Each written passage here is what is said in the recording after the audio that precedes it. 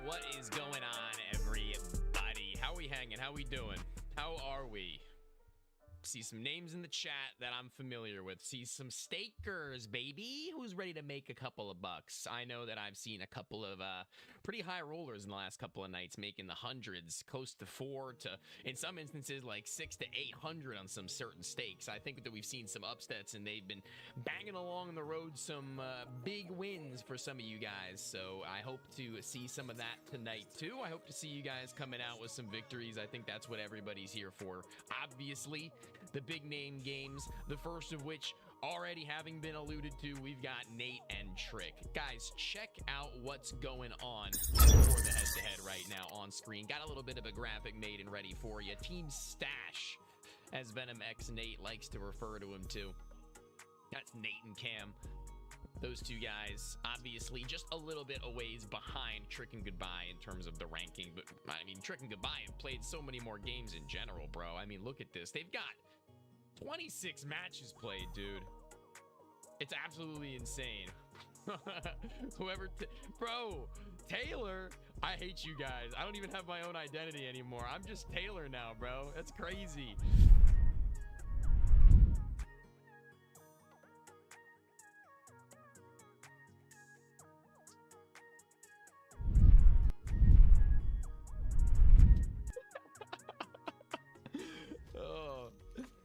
I'm joking. I'm joking. I think it's funny, honest and truthfully. I can't lie. I think it's really funny when y'all hop in here. Yo, what's up, Taylor? Yo, what's up, guys? What's up, guys? What's up, guys? Sarcastic Dan in the chat, too. What's going on, Rue? Grace? Huey? Lewis in the news. Looking at the First Bloods, guys, talking about the stakes as we have them for this matchup and the First Blood side of things. I think that's going to be one of the most important conversations we have in this. Seeing as CS doesn't have flash stakes, we aren't currently running the above or below kill count. The First Blood is what you guys are looking for, you know what I mean? That's always what you guys are going to be talking about. And this graphic showing that there's an 8% difference in between these two teams in terms of who's going to be getting that. And I think that's a pretty important discretion. I think that Nate and Cameron, they've definitely been hitting that more often than not. And relatively speaking, they've been winning games more often than they've been losing them in comparison to Trick and Goodbye, who unfortunately, despite having so many wins, is not that good. Bro, Tony season up right now. That good cocaine. No drugs, bro. 0 drugs other than caffeine. Never, never. I'm a clean man.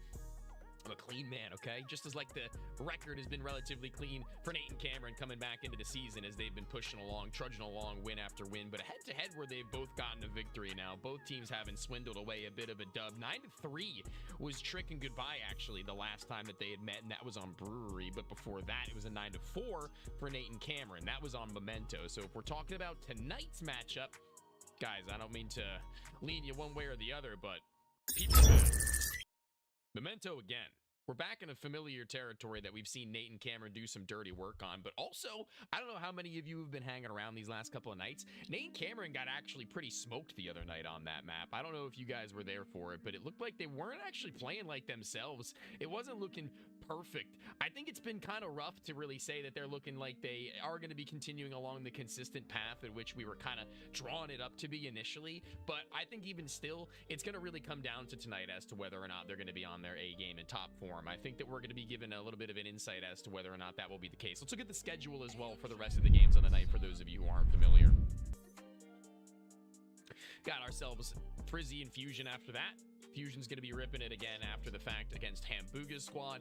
And the last of the night at 1 a.m. as of right now, only 4 matches for the 1 a.m. time slot, Twigs and Laboom. So that's going to be a pretty good one as well. I think there's a lot of history between the Twigs and Laboom roster lineup. I think that that's going to be a pretty fun one to see where they lie as far as that head-to-head goes. Yeah, he also got beat bad on Memento too. Yeah, man, so I'm saying, Default, it's not looking great in terms of the very, very recent matchups for Nate and Cameron, but that's okay. I mean, anything can change, right? Yeah, Nate started off like 7-0 in a downward spiral, but I believe, yeah, it has been definitely a little bit of a weird one. It's been kind of like where I personally saw them on what was like the full sprint towards the top side of that leaderboard. They were eventually due for a loss, but starting to accumulate them more and more often, I think, guys. Let's look at their, in general, most recent games, the last 5.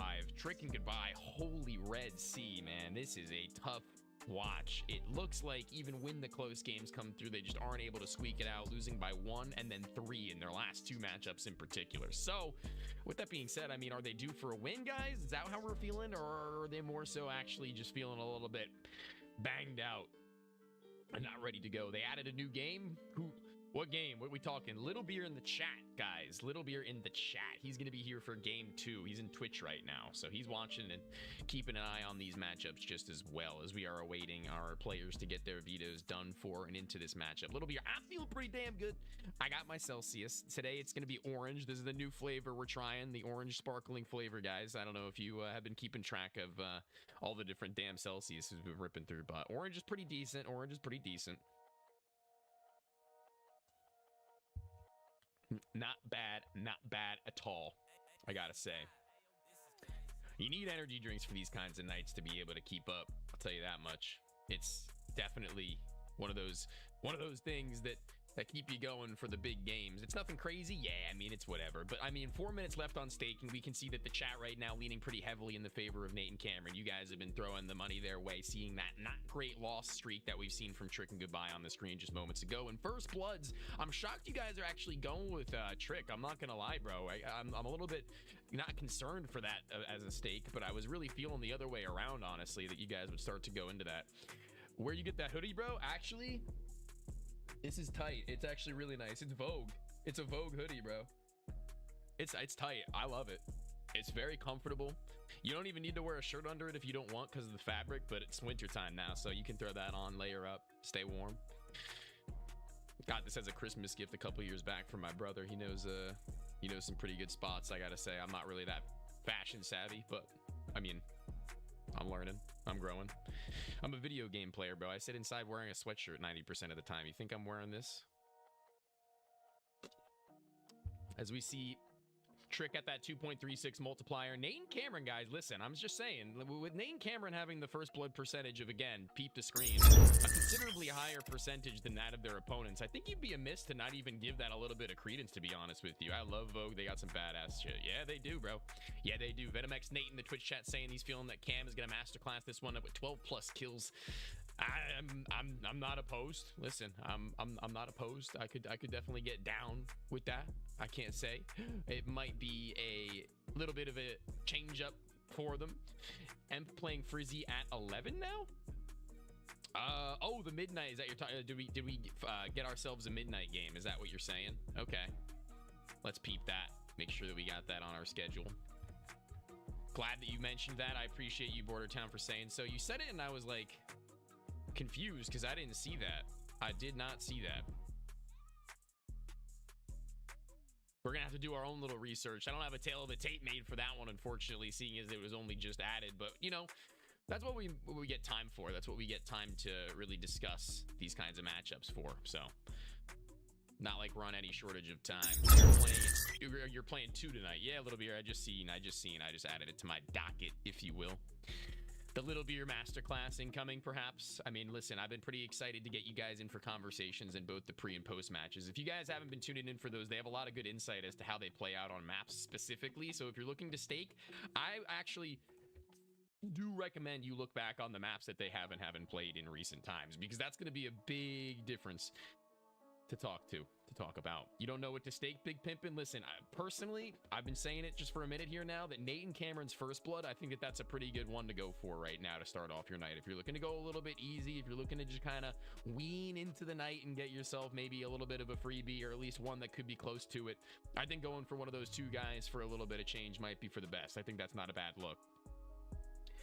Not a bad look at all. As far as the winner is concerned, I don't really know. This one's a more toss-up of a game for me personally. I mean, just looking at their recent matchups, like I said, the 9-4 that Nate had was on this map we're playing tonight, might I remind you. But the most recent win that they had in general, Trick and Goodbye, was over Team Nate on a different map, all things considered, but it's a head-to-head nonetheless. You got to take into consideration, I know. But we got a minute left on staking. Make sure you guys get those in before it's too late.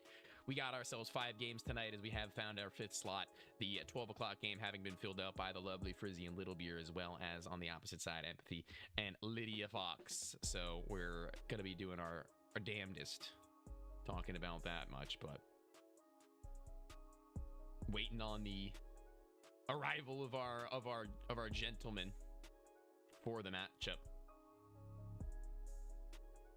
As of right now, we're going to be getting an update from the referees. Let's read this one. Hey, stakers, in rare circumstances, players do not show up for matches. Teammate is currently running late for the matchup. They're going to try and reach out to them by 11:10 p.m. Eastern Standard to play the game, and if not, by that point in time, they will be canceled and you will be refunded for all stakes. So for those of you who may not be 100% onto where you want to stake this game, Big Pimpin' included, then maybe you won't be in that big of an issue if you're just getting your refund out, and then you can get right back into that next game. Looks like they're going to be trying to get a hold of their 5th player. It looks like to me that they have arrived, though, guys. It looks like they have arrived literally 1 minute prior. So we're not going to be getting our pregame interview. We are going to be getting into the matchup, and we will be getting it right off the ground. That's the best way. The best way. With no delays, no 10-minute wait. We're going straight on into this one. I'm ready to kick it off. They just got to get now into the server in order for us to be able to do that. All right? Okay.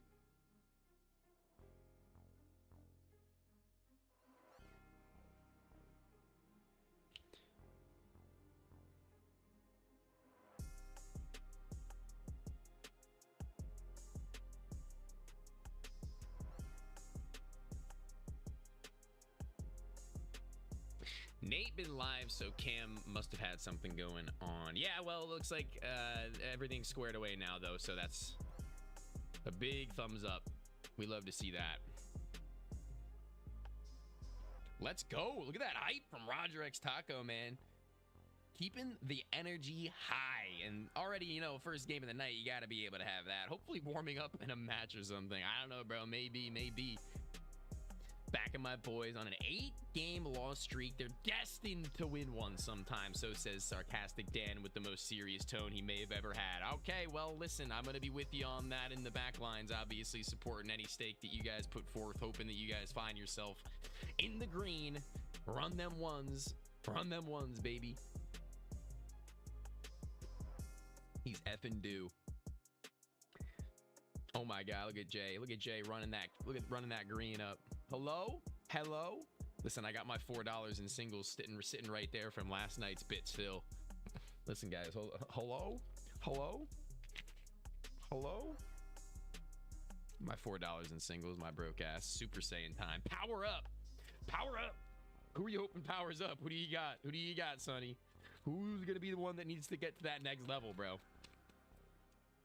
How long is this game? Okay, so basically 1st to 9, there's 2 halves, 1 attacking, 1 defending. If we go to 8-8, we go to what is called the Golden Gun. And how the Golden Gun works is that it's a pistol round. It is going to be everybody on the same playing field as far as the finances are concerned, and whoever wins that round wins the game. All right, usually taking between, I'd say, 12 to 20 minutes at most, typically floating around like the 12 to 15 minute mark, as Big Pimpin' was saying too. Up that dog shit? What does that mean? What you mean? Up, huh? What, huh? What the, huh? Okay, well, let's go, Green Gang. I look like Rihanna? Fire, yo. I love to hear that. Update from the refs as we do have our players among us. It's gonna be the game starting on, as you can watch in. There has been no major delay outside of just getting them amongst the server now. Woo. My neck hurts, guys. Why is that? Maybe my posture is trash. The stash powering up. Yeah, bro. If Nate goes Super Saiyan 3, his mustache gonna be off the chain, bro. Up 5K today. Thank you for the donation. Not donation. Not to be confused. No. Look like Timothy Chalamet. Kind of low-key, actually, though. They got super stakes in this. Other than the round score count, that's all we really got. That and First Blood. First Blood. Geared. Should be able to continue to bet when this happens. Well, they got in at 11. They got in the server at 11, so. What POV we starting with? I'm glad you asked. We're going to be starting with Goodbyes POV on Team Trick.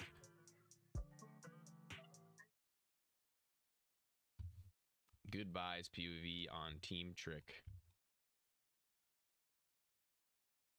Looks like they're getting in right now, team.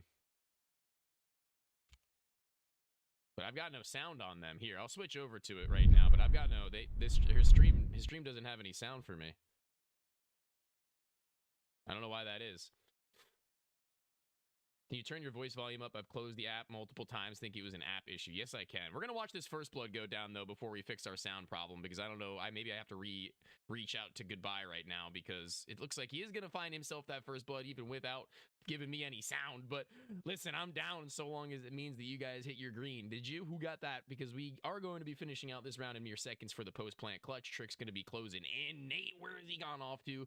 Nate is already on half HP, actually, it looks like. I don't know how we can tell that on the minimap right now on the top left side. That's a little bit of a bug, but even now, we got ourselves a Nate round win. That double kill, baby. Why is his stream not have any sound, though? That's my question to you.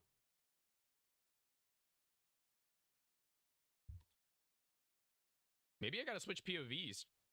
I think I'm gonna have to switch POVs on this one, team. Let's do that, because that's kind of annoying, low-key. I don't know how you feel, but I want to hear something, bro. That's kind of lame. We're going to go to Nate's POV, okay? We're going to go over to Nate's POV. I like Nate. Who got first blood? That would be our boy Goodbye on the stream right now.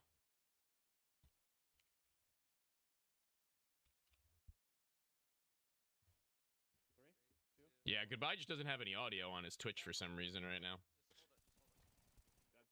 Good spray from Cameron up close. They get their second round. No problem. He says easy, and he'd be right about that. Move my face off Nate's. Move that right about there. Tony, how was daycare? What you mean, bro? I didn't go to daycare today. My parents were home. No, I'm joking. Cameron and Nate trying to play inside of the site right now. The two of them together, conjoined at the hip and playing for either of these positions where they can trade effectively. Cameron will find his not needing anything going over on his direction. And now, Nate right on by. He's just going to need to burst out. You see all that blood on the wall, bro? He is out of it. He is low as can be. Nate going to go on the long trek back right over to CT spawn. Make sure you got your gun out, though. That'd be kind of ugly if you just got walked in on after that for fun. Nate, you can hear his mouse flicking back and forth left and right. He's getting a little bit flicky-leany with it and just trying to figure out where the last of the pistol players is coming from. But it shouldn't be all that much of a problem no matter where he comes from. No avenue of approach right now, I don't believe, from the last of them is going to matter at all. Oh my... Wait, how did he get there? Wait, I lied. What the hell? Did he omen TP, bro? What is this? How the hell did he appear in this back of the CT spawn? Tony, what does the script say? The script says a bunch of question marks. I don't know what that's supposed to mean. The script writers trolled me. Damn, how did he get there? That would have been the craziest timing. I don't know how he got on that back line. I guess at the same time that Nate was wrapping through his spawn, Trick walked all the way through the bomb site and into CT? That's wicked. Curse third leg. I never miss you because you never left my my mind. You've been here the whole time. How did he kill both of them, though? Well, Cameron took the first fight, right? And that already softened him up a little bit. And then the second player peeked out and traded him. It was just Nate who lit him for, as you can see on the top right screen, actually, guys, if you want to see how much damage they do to a player after the ends of every round, he did 69 damage to him. And it just wasn't enough. It was not enough. Tony, what about me? You miss me? I miss all of you every day. I actually go to sleep dreaming about reading chat. I can't even lie, dude. Every night. I dream about responding to the wonderful messages you guys send my way You make it all worth the while. Sway's universe needs the golden gun. I mean, hey, listen, we've seen comebacks happen in the last couple of nights that were kind of absurd, to be completely honest with you. Dink onto Cameron, the AK-47. They actually exchanged dinks, if I'm not mistaken, and now Nate's going to try and get active as well. But where the hell is Trick gone off to if Goodbye has just gone to the left side alone?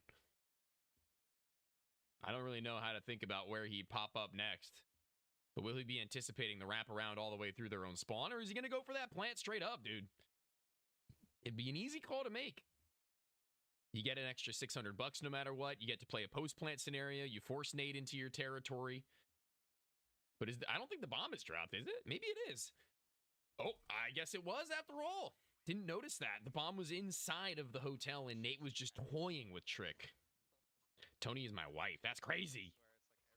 I'm definitely your favorite, though, let's be honest. I don't pick favorites. I'm not allowed to have favorites. I only have least favorites. Spam inside that smoke. That is not great. Not at all. Either party is going to be on the receiving end of a bullet there. That flashbang is wide. It's nice, but it doesn't do anything other than just ward them off the angle for a half second. Tony was my celly in 2013. I was a 12-year-old inmate. It would be a good position for Nate to be in for that flash to hit high. Cameron's going to send it flying, and he was on the high ground, and he's going to be able to catch him even if he isn't going to be fully blinded. That is the Nate certified double. No, not Kobe. Double kill. That's not right. That ain't right. That ain't right at all, bro. Sometimes my brain just shuts off, bro. Sometimes I don't know how to use the English alphabet. My brain's just like.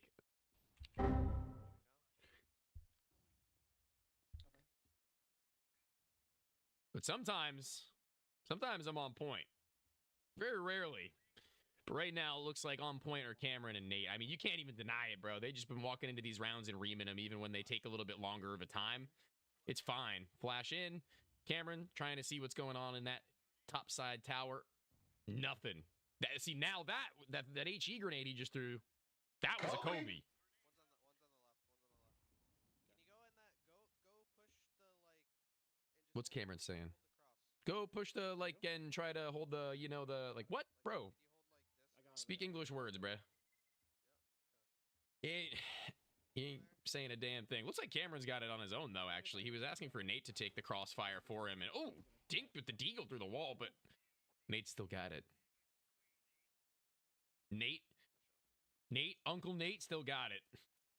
Nate looks like he'd be a cool-ass uncle, bro. Tell me Nate doesn't look like he'd be a cool-ass uncle. He looks like the uncle who would, like,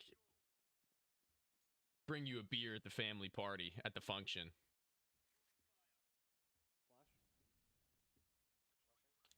All right. Terrible flashbang, as a matter of fact. Nate, oh, gets reamed. Absolutely shit on. Goodbye for the first huge frag that we've seen from him in quite some time, but answer back immediately by a camera double kill. This is just too much, man. You can't even say anything. At this point, they just look like they're on it. They look like they haven't left any stone unturned. They haven't looked like the team that we thought we were worried about on Memento going into this one a little bit. No, Big Pimpin'. Cool uncle.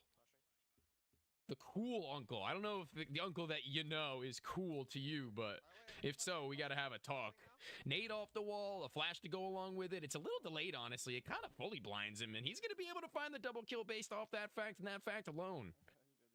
But it's 6-2. I mean, guys, listen, that's a gap that's a little bit too far wide to do much about. I don't really foresee there being a return to form right now on that other side. It would need to be something that we have, frankly, not seen from Trick and Goodbye in very many, if any, of their games in recent history. Sarcastic Dan, I think it was, who mentioned that they're on an 8-loss streak. Is it 8? Is that what you said? Because an 8-loss streak is kind of effing nuts. Jump spot. Nobody home. What are we going to do now? Not seeing anybody in the center of this one. Goodbye. Actually popping a shot inside of the smoke, and Cameron is pissed. Cameron is pissed.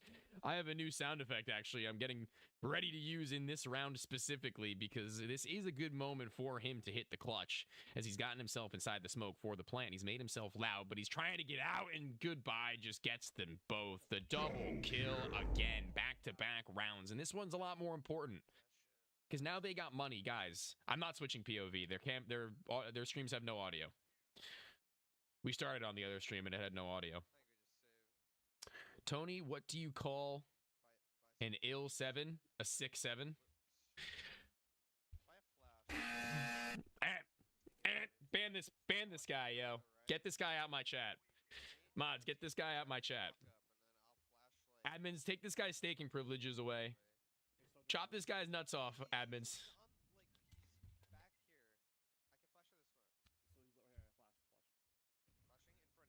I didn't know. Nah, Big Pimpin'. I was just letting you know. I'm just playing.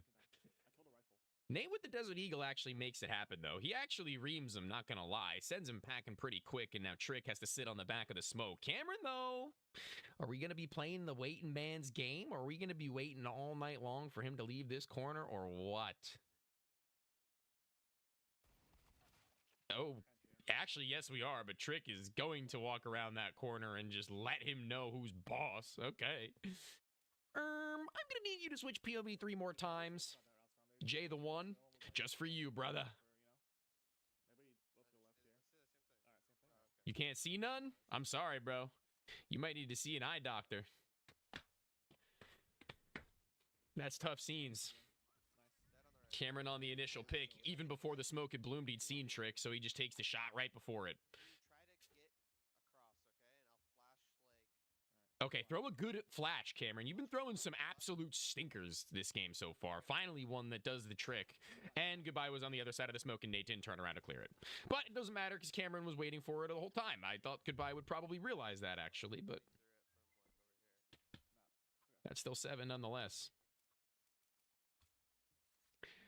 Golden gun on the first matchup, dog. Listen, I love a good golden gun.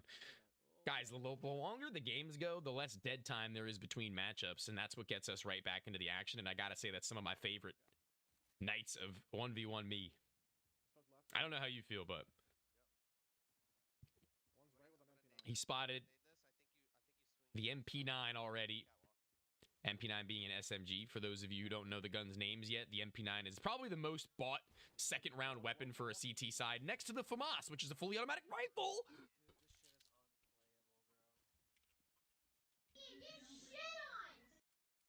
What is Goodbye doing to them? He's starting to level up to the point to where Nate was on that first half, and now I'm getting scared. I said that it would need to be something from Goodbye and Trick that we've not really yet seen from them. And if they're going to really break this loss streak, and that's how they're going to do it, it's going to be great. That HE whiffs. That HE misses. And we are going to see the Deagle get him in the shoulder, no problem. He gets him down to about 50 HP now. We've seen Nate already do some deadly Deagle work here. Cameron, just don't lose your life without him. This should still be a very easy round for Goodbye and Trick. They have no armor right now, this T side. Yeah, and it's just a reasonable mop-up. Double kill.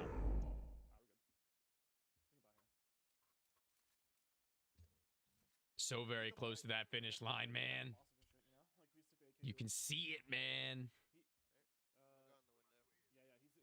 Oh my god, bro. Already jump spotted. Nate? Yeah, but it's a little shallow. Nate can still play in this area of the map without much of a hitch. And now Nate's just going to be waiting. Waiting, Nate. Letting them make their move.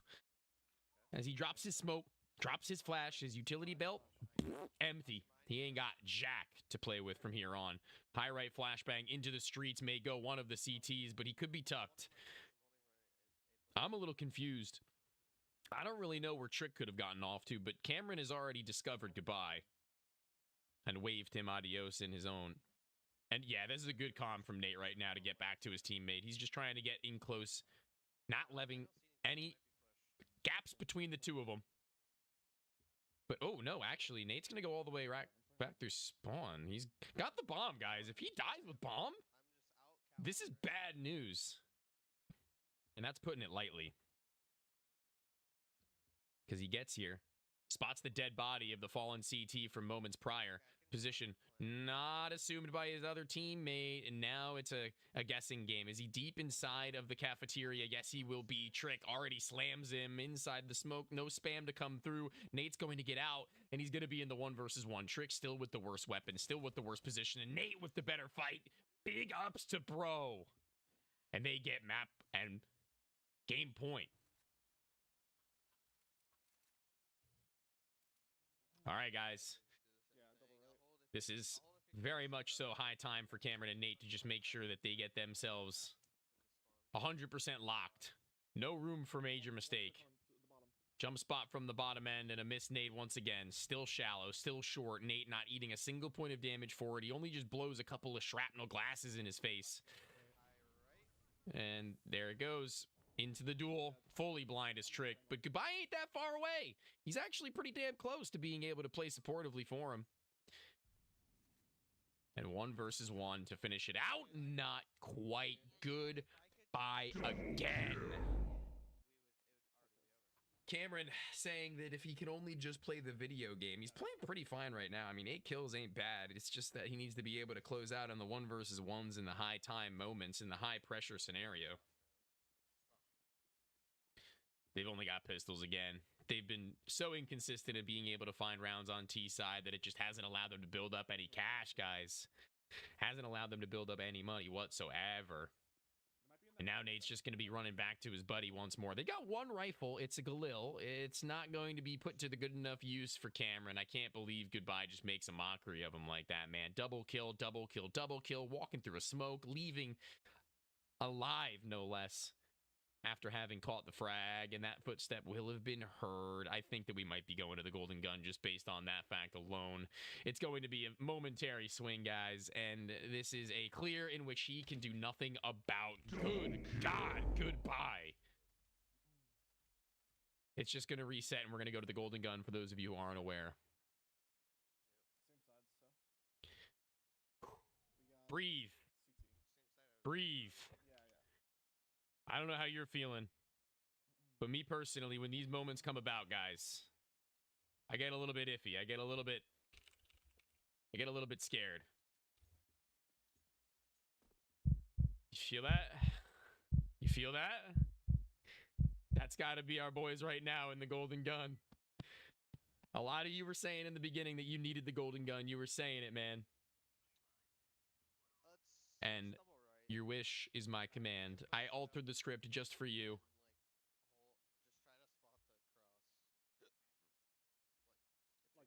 And here we go. Here we go. USP in hands of Nate. I don't know what Cameron's got, but maybe a full fight. Playing right inside the site. Dude, if they walk up on Nate with a Glock right now, he could just get hard cleared. A smoke to lurk in. That's kind of silly. And now just listening in for the spam to come through. They will be able to escape it. They get the C4 planted, and guys, 40-second timer. 40 seconds for Nate to get onto the bomb, and he's got no kit. He might actually just need to stick this one straight up, and he's going to be sitting inside of the smoke. 5 seconds left. They haven't shot him, but it'll fade. He's got no coverage from Cameron, and Goodbye isn't found, but Trick is downed. Where's the last of them come from? The tap to the C4 again. It's a 10-second stick. They don't have the kit, and it doesn't look like they're going to be able to win this round unless Nate gets this kill right now. There's no time left on it, and that's going to be the game. Goodbye and Trick with the upset from 6-2 and the knife kill. Oh my God.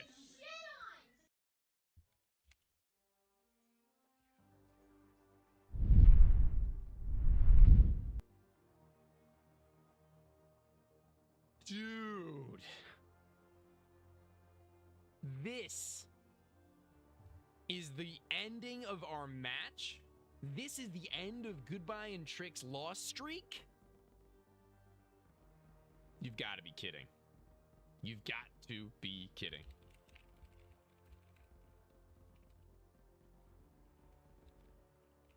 I need to hear from Goodbye and Trick after all this time that it's been for them to get back.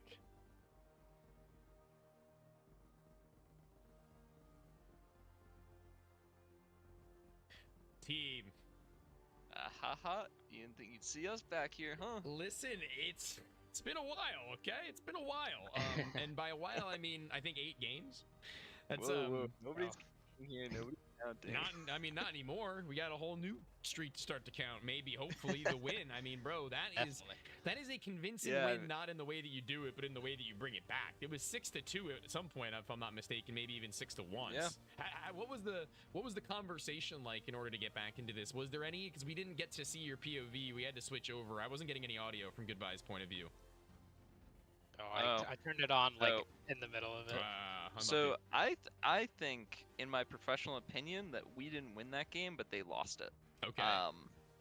I think that if they just went to actually double swing me at any point, guaranteed win. But a lot on their T side especially, it would be Cameron flashing Nate into certain stuff, and a lot of the times I'd go 1-for-1 or GB would go 1-for-1, and then we just can try to win out the one-on-ones. But I think they could have definitely got some easy free picks on us. But I guess we just came back, just hit the vibes, and I'm not sure that we really understand the map enough yet. It seems that everybody else plays it better than us, but we did enough tonight, and that's all that matters. You did do enough tonight. You did bring back what was, I'm not sure if you remember, a head-to-head on this particular map that you lost previously. Pretty heavy-handedly, too. It was a 9-4 the last time you had clashed on Memento in particular, and, you know, that's always a bit of a toughie. It's always a questionable, you know, mental space to be in when you already know that you've played out on a map once before, right? So, with that being the case, you've reset the dialogue. That's something that you can say that you've done now to be able to go into these next couple of matchups, or even the future matchups against this team, or maybe even on Memento, to say that you have a little bit of both mental fortitude as well as in-game prowess to be able to claw back games. So that's pretty solid, and we're going to be looking forward to maybe seeing you back on that one soon enough. But congratulations to you guys, as this has got to be a pretty decent way to end out your night. I don't believe we'll be seeing you back, if I'm not mistaken. Not tonight, no. Yeah, well, I mean, take a load off, man. Game 1, you can just dust off your hands, maybe even go play a pug or two at the time that you've allotted yourself with a quick chunk of change, too. So thank you for joining me for the post-game, and maybe we'll see you for a couple more. All right, thank you, Tony. I hope so. No worries. Catch you. Bye-bye. And that's the end of that. That sees us ready to rock and ready to roll, as we've got our next game in mere minutes here. Less than 3.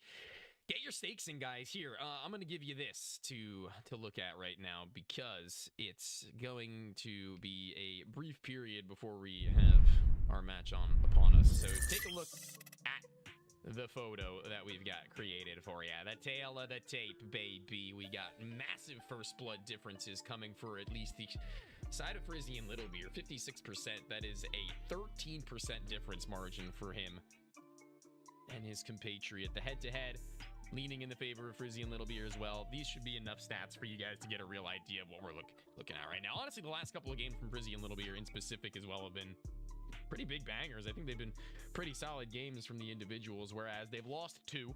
They're sandwiched between a sea of green. So if that's anything to operate off of before we do go into our matchup, the fact that they will be going into a particular map of Rooftop. Rooftop is some teams' kryptonite, some teams' superpower, and some teams just don't really know where they lie on it just yet. And these two teams have not clashed on it before, so there is no previous knowledge there. Furry and Little Bear is crazy from you, Venom and Nate in the Twitch chat, labeling them with some of the most wicked names I have ever laid my eyes on. That is something fierce from bro. Absolutely absurd. If you guys are curious as to who we're going to be watching for the point of view for this game, it is going to be Team Fusion. It will be Fusion himself who we will be watching and learning maybe a thing or two from. In-game leader of his roster featuring Edge as well. If you want to switch at the half, we can definitely get that going just as well, but you got to make sure that you let me know, okay?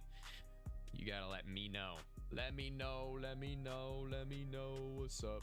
Can't play that song or else we're going to get DMCA'd on live stream. And that would suck. That would suck. But I totally would if I could. I'll tell you right now. If we could get some, like, super bangers, I would love to. But it ain't that simple.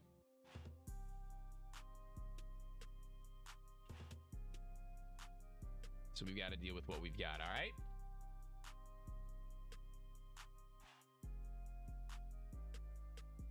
I think the music's been pretty nice these last couple of nights, though. I've been using the same playlist. It's just been hitting a little different with some of the later ones.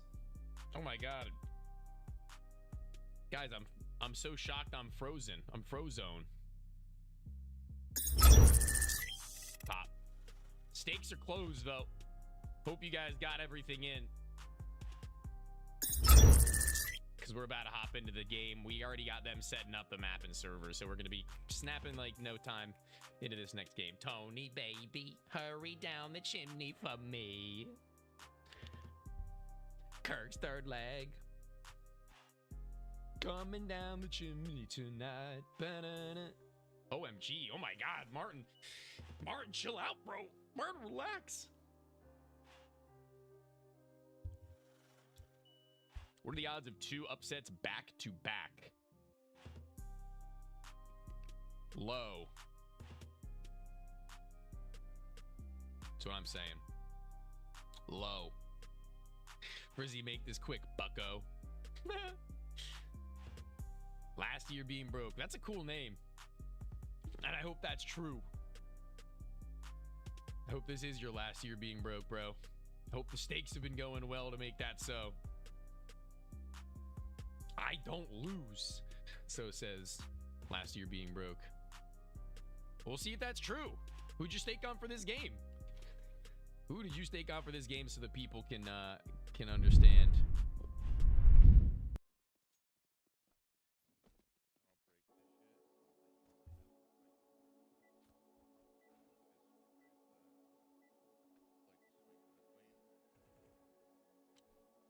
Who called the police on me? What?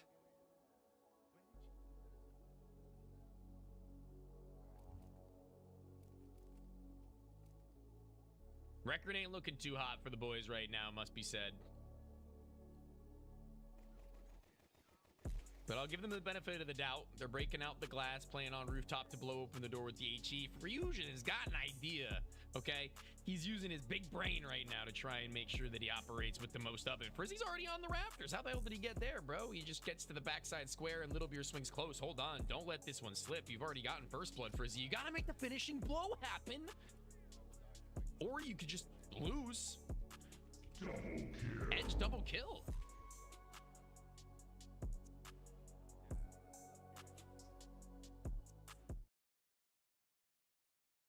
What the H? Okay. Oh my god. Frizzy garbage on a rooftop. Is that so? I mean, right now, that wasn't a great start, I will say. That was a little bit disheartening, if I'm going to be honest with you. And already Edge is going to be able to handle the low ground whilst at range and distances. This Desert Eagle is definitely potent. The Deagle can deal some damage, bro. I've seen it. But it's going to be unlikely that he's going to be able to ream the both of them in the near couple of seconds. I mean, you don't need to peek right now. The bomb is planted for you to just play for yourself right now, Fusion. Don't let this one go. Don't leave Edge to a long-range SMG clutch. No, Dosu, no. Whoa, holy shit. Dude, my green screen almost just, like, collapsed on top of me. Is everything all right, pal? Huh? Can you just go fly through Everything all right? Oh, my God. What if Caster died on stream? Edge played well in their last win, so I wouldn't be surprised if this is close. I wouldn't be too surprised if it was a little close, but I don't know. Frizzy and Little Beer, I think, have been on a pretty decent heater, and going into the future, I think that Fusion and Edge finding this one would be a really bad look for them. And Edge and Fusion are just staying together, bro. They're not leaving anybody to their own. They're not leaving anything for the 1v1s, but actually maybe they are kind of, sort of. Yeah, this one has Frizzy and Little Beer's name written all over it. Fusion's position already made 100% potent. The Molotov to the ground, HE to his face. That's it, baby. We're going into this one a first round victory once the rifles are in hand, and now we got to be worried. It's all in your mental. That's his music kit. I don't know if you guys hear, every now and then players have different sounds that happen when they lose, win, get MVPs. It's called a sound kit, a music kit. It's pretty dope. It's pretty dope. You buy them and equip them, and your game has a bunch of different sound effects depending on the situation. Bomb timer, stuff like that. Oh, holy shit! Holy shit! Shit on! Wasn't him. Backside. Little Beer trashed that noob, but Edge is looking to finish the job on a wide spray just as well, but he's on 12 HP. He gets away. That door is not open, but now he can get in Little Beer's head just a little bit, maybe. He's just popping back a little bit. There is a pixel gap. That's kind of nuts. You guys see that? You can actually watch the CT walk in front of the door before they see you, potentially. He might be low HP. That's crazy. A little bit of discovery. A little bit of discovery. And then from that point forth, Edge has just got to get deepened in towards this bomb site and trying to figure out where Little Beer is postured.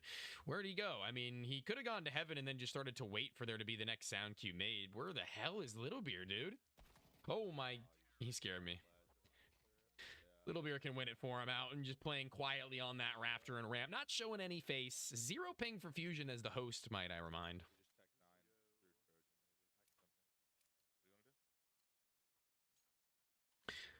The way I talk saves me every time.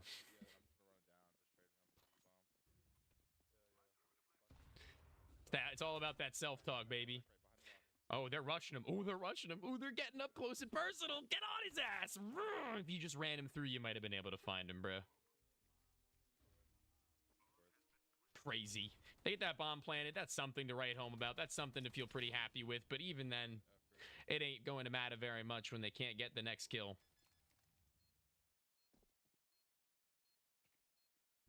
How do we always get 6-2 peace out in this map? If we make it 4-4, that'd be fire. Can we make it 4-4? Can we actually win rounds, bro? That's the call that he makes. That's my IGL. He's got an AK-47 now, and so does Edge. They've got their weapons, they've got their armor, and they've got their nades. But what Fusion also has is probably the profile picture of one of the worst Counter-Strike players I've ever freaking watched. So I think that he's really manifesting that same energy right now, and I can't be surprised. That's why Little Beer double kill, backline flank, and get shit on. Are you serious, dude? Little Beer just walks in behind the both of them and finds the one-shot spray. He holds down mouse 1 and reams him. Yeah, fuck it. I'm gonna go swing left. Last behind. Wish I could have seen that one. That had to be something to behold. Flash goes high and wide. Fusion just wants to get active, and when he does, it actually works to perfection. He finds his without problem, and Little Beer again, surely not the double kill, man. He already just sent one of them packing. He already just reamed Fusion before Edge had a chance to get around the block.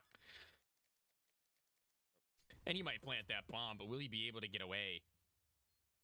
Oh, he's not looking to get away. He's looking to get into it. And yeah, the timing for Little Beer to just go jumping around the bend in the bottom side of spawn to swing right. He's exposed. He ain't ready for it at all. The timing, it just took too long for him to make a realization. And Edge said, Fusion, pardon me, he said it. Why do we keep getting 6-2 halves, bro? We're very close to one.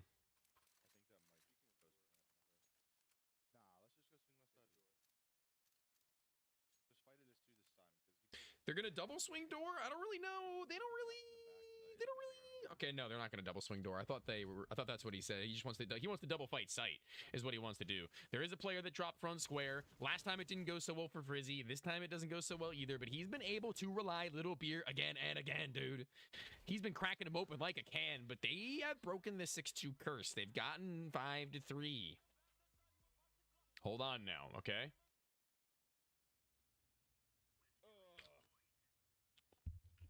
My water bottle is too far. Hold on.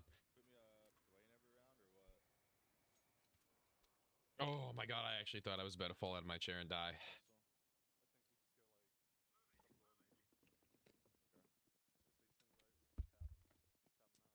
Empathy or Fuzzy? I think that's going to be a pretty good game. I think Empathy and Frizzy will be a match that's definitely worth watching. Sway's Universe Audi? No, come on. Come on. Couple more steak. Come on, man. We're having a good time. Come on. Come on. It never hurt nobody. It never hurt nobody. 3 more games. Come on. That's like that one buddy of yours when you're playing Call of Duty, you know what I mean? You're playing ranked or whatever. It's like that Nate shot clip where he's like, all right, I'm off, boys. Oh, come on, one more. All right, I'll play one more. Folds under zero pressure. That could be you, bro. You could be like Nate shot, all I'm saying. They're coming back to Counter-Strike, too. Did you guys see that? 100 Thieves just got back into Counter-Strike, actually. Signed one of the GOATs. Rain. I know you Call of Duty fans are familiar with that organization, or at least I can only imagine. Little Beer already just sends Edge to home, and holy absolute shit. He is a monster tonight, bro. He makes me want to play the game. Watching Little Beer right now do what he's done to Fusion and Edge just kind of makes me want to hop into a server and start to hit some shots. That's the kind of inspiration. LOL, one more.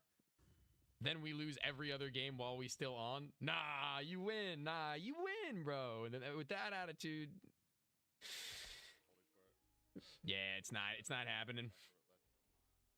Fuck it, I'll stay. You don't gotta beg. Ah, all right, he'll stay. Okay, all right, it worked. It worked though. Just one more win, bro. Come on. Listen, you're right about to hit diamonds, dude. You're right about to hit diamonds. You can't leave now, bro. One more. Molly. That's a very, very crazy Molly. It looked like it was going to go farther than it actually did, or it was intended to. The SMG gets into the site. Fusion's up high, and he's going to strike, baby. Boom. Elbow drop on these mother. Both of them dead and down. Boom. That's the wrong one. That's the right one.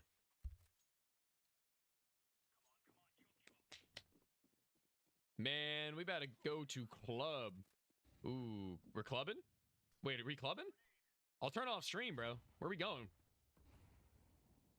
You getting a table for us or what? That is a holy, oh my, you can see over so much of this map from that boost position, I've just realized. And the T's, they throw a smoke. That's going to maybe keep Fusion and Edge looking on that side. But Fusion, I mean, he doesn't really need to when he trusts in Edge as much as he does right now, when he kind of has to, or else they're just going to outright lose.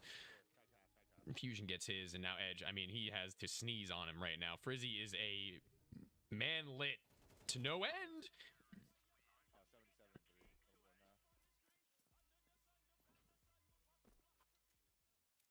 Thought that was about to go bad, actually. I ain't gonna lie.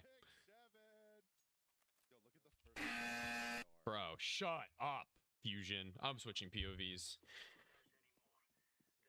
Oh my, dude, oh, I'm gonna choke him. If they go to the winner's interview, Fusion and Edge, I'm gonna actually kill him.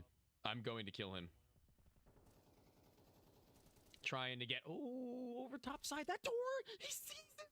He finds him right through the rocks. Fusion against. Okay, I'm not gonna lose this round. I'm gonna play Heaven. Can you play like CT and watch the Bruh. Bruh, is he flexing on cam? I saved a replay of that in case for fun later if he was just trying to flex on cam, whatever it may be. Sarcastic Dan, I'm about to send you into the absolute shadow realm, dude. I'm gonna send you into the sun. Oh my god, you guys are about to get it.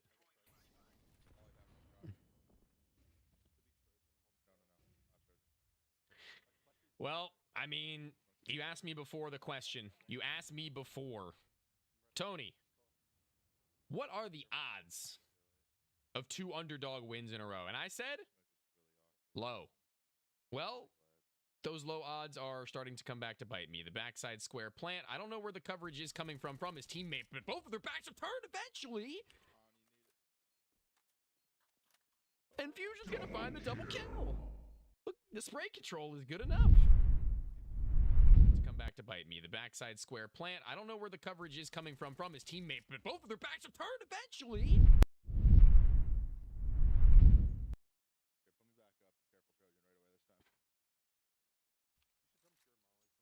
Oof. They're getting killed by one player every round. Yeah, low-key, I feel like it's just double kill, double kill, double kill, double kill. I normally go to sleep when Counter-Strike start up. Yeah, well, I appreciate you popping in here and hanging around. These games are getting pretty nuts last couple of nights, I can't lie. And this game is exactly an example of that. We are 7 7. We are tied up all. And this boost, bro, this boost has been absurd. It's been doing some crazy shit. But okay, Little Beer actually just reamed him. That is a certified get shit on moment. Tony, pull up. I'm coming to the club. We're going clubbing. Let's do it. I'm ready. I miss clubbing sometimes. And right now, man, Edge.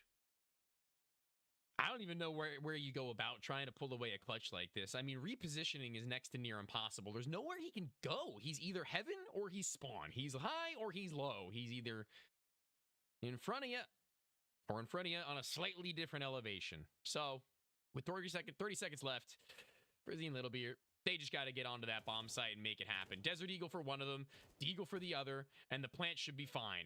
Now Edge is going to drop himself a lurk smoke on the lower side that may try to fake them out and feign the position that he'll try to take up. Swing out high, tap him.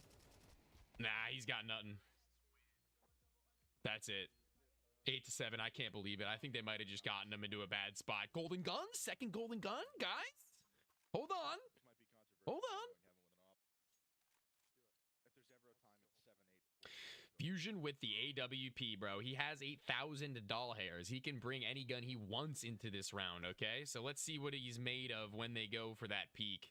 He's going to go for the single zoom. You can double zoom with the sniper rifle, might I remind you, but neither of these players showing face. The door hasn't been opened. They would have heard it. Amali goes to the square and nobody's burnt. Do you think Little Beer or Frizzy are just going to hit him with a pre-fire right now? Oh, no. Frizzy on the jiggle. He goes wide and eventually is met by the sniper scope, and Little Beer's nowhere to be found. They've got to force this golden gun with only one more kill. That's a smoke, and he's going to try and blow it for the cross. I think it's a little bit shallow, but he still could be on the other side of it. Little Beer, baby, it is all onto you, and we've seen him win 1v2s. We've seen him hit double kills. We've seen him bring rounds back from the brink, and Fusion doesn't get a thing. Host advantage, Little Beer does not give a damn, and it's Edge in his moment to shine in the 1 versus 1, in his time to bring some confidence back. And do it. He walked all the way back around, and for the second time this game, it's Edge caught off guard by Little Beer's rotations. Oh my God. Tony show hole? Noah, shut up, man. This is insane. Bring your ass, Tony. Listen, dude. Listen, if I could, I would. I promise you, I would. That is not the result that we were anticipating. I can tell you that much. It was a lot closer, but it is at least the end result that we were ready for. Okay. I gotta get out to the club over the course of this next week, man. Gotta get out and see the world again. 1v1 me has been life. Okay. What I eat, sleep, and breathe. Team, okay, you're making me a little nervous here, but I think that we could all agree that a win is a win at the end of the day, okay?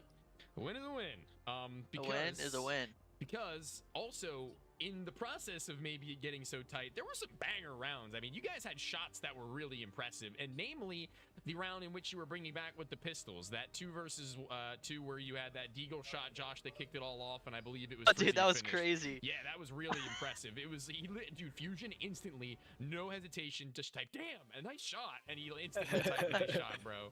It was so funny, but not very funny was the 2-round gap. So walk me a little bit through that game and where you feel your shortcomings were, or maybe they were just on as far as their shots were concerned. What were we thinking? I just think, like, we're just not comfortable on the map yet. Okay. Like, we haven't really figured out, like, how we want to play it. And it's like, the only reps we're getting on the map is just these matches. So, like, I feel like it'll just get better over time. But right now, it's like we're trying to figure out, like, what's the more optimal, like, way to fight early or not. And when is, like, when it's okay to, like, take a chance on something on that map. Because, like, when you lose an advantage on that map, I feel like it's way more unforgiving. Like, you don't have much of a chance after you lose that first body on CT side.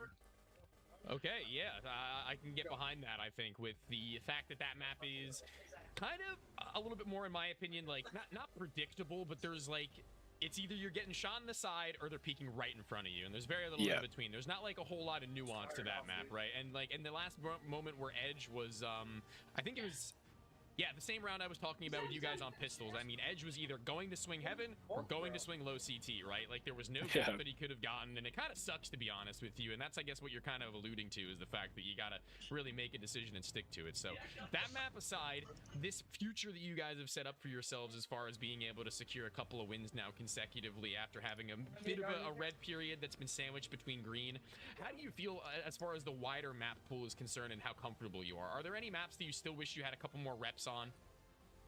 I wish we would be able to play Brewery a lot more, 100%. Yeah, I like that map.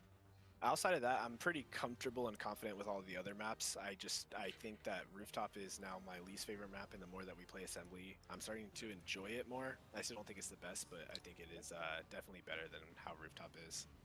Yeah, I mean, fair enough.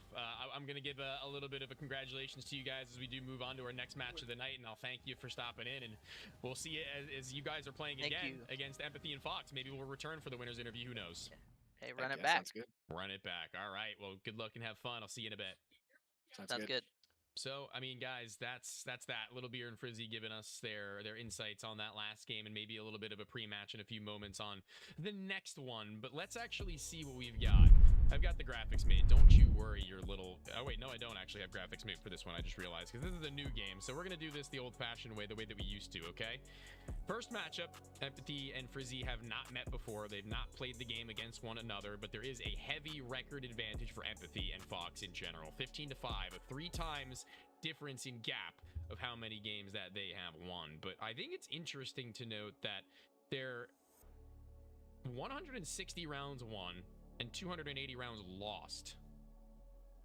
Or is that out of 280 rounds played? I can't really tell. Either way, it's 120 gap, I guess, if that is to be my understanding. But the gap of rounds win to rounds lost for Little Beer and Frizzy is 80. So it's an interesting juxtaposition to whereas you might have 3 times the amount of wins, but the round wins don't actually reflect that all that much. The first bloods being 56%, you can go either way probably, and you know, go a little bit of caution to the wind, but seeing as it is going to be Little Beer and Frizzy, you have host advantage. I think that might be a safer prediction for me in my mind to go for one of those 2 guys. And overall win, I think that Empathy and Fox are going to be tested in a way that they aren't often with some of the matches that they've had on repeat. This one isn't one of them. So what are you thinking? What are the thoughts and feelings of the minds of the Hive? Chat, I see you throwing your stakes down. Let's see what you've got. Empathy, 1.35 to 2.59. That's actually a pretty separated spread, I must say.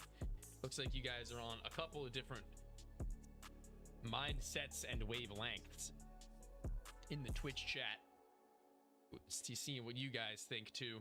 Phantom X Nate, you did call the 9-7 rounds win / rounds played. If you're certain about that, I'll leave in 15 minutes. I'm taking shots right now, guys. I don't recommend gambling whilst drinking. However, taking shots is pretty cool if you're of age and drinking responsibly. So have a little bit of fun with your night. Why not? Why the hell not? I'll take a drink for you, bro. Cheers. Cheers, bro.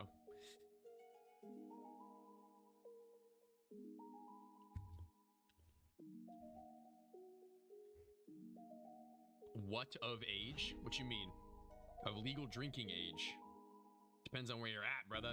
Drinking and gambling, you won't even know if you're gambling. You won't remember it. You'll just look at your bank account in the morning and be like, where did my money go? Where'd my money go? I'm broke. Yo, cry about it. What's good? What's going on? How you doing? How you doing? Dropping some stakes down in Counter-Strike 2? Thinking about getting involved in the fray or what? We welcome you. We welcome you. Some fresh and familiar faces both mixed in. A little bit of this and a little bit of that. Looks like First Blood, people are feeling Empathy. I think Empathy is a pretty good one. I think Empathy is a pretty good one. I think Empathy is definitely a pretty good one to go for right now. Seeing what you guys have, it's the 9 to 5, 6, 7 for Team Empathy. Okay. How you get this gig, Tony? You a good fit for this game? Well, I mean, I pretty much... I helped put together a lot of the CS division in general when it comes to both finding players and teams and things of that nature, and some of the pros and cons of how they should have ran it. So I got the shot and I got the opportunity to be one of the commentators for this game, and I gotta say I'm enjoying it pretty decently as of right now. But I'm traditionally a commentator in like a professional esports way. So listen, I'm trying to break out of my shell a little bit and be a little bit more entertaining in that regard instead of being a little bit more stick in the muddy. So I hope that's shined through as much as it possibly can. But let's see what our players think about how these games have shined through. Hello, Empathy and Fox. We've already gotten to talk and yap with Frizzy and Little Beer a little bit in both the pre and post game for the last match. So seeing as they come out on top for that one, they come into this one with a little bit of heat, a little bit of momentum, and you come into this one a little bit less warm than maybe they are, but it doesn't really matter to me all that much because it could still very much so happen. How are we feeling about this Friday night? It's a Friday. I didn't even know it was Friday. That is worrying, actually. I actually have to say. What's the sleep schedule looking like where the days are blending into one? I woke up at 3:30 today, p.m. Amen to that. I woke up, I did my CCT, and then I slept until 8 p.m. So that was definitely interesting. But I wake up and I feel pretty awake right now for the rest of this game. How are you guys feeling as far as this matchup in particular is concerned against Frizzy and Little Beer will stack up? You're 15-5, but I think this is one of your better individual teams you may stack up against in at least a minute now. I'm feeling all right about it. I don't know how Lucy's feeling about it, but I'm feeling all right. Yeah, this is one of those ones that we should win, but it could go either way.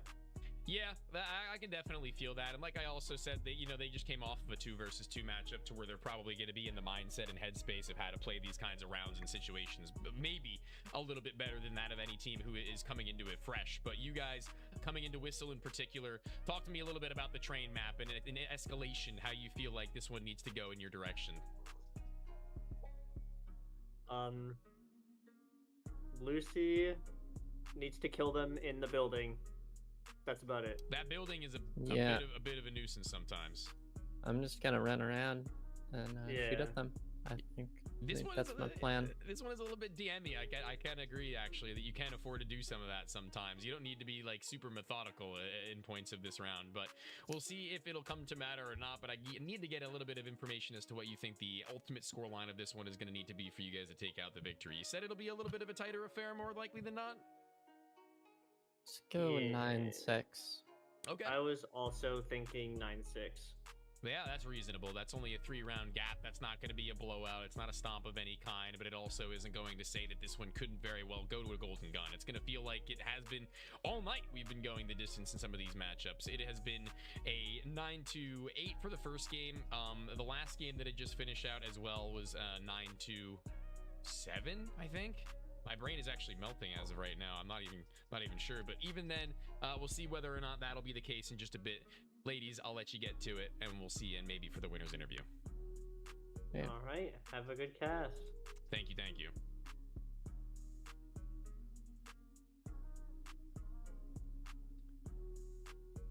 I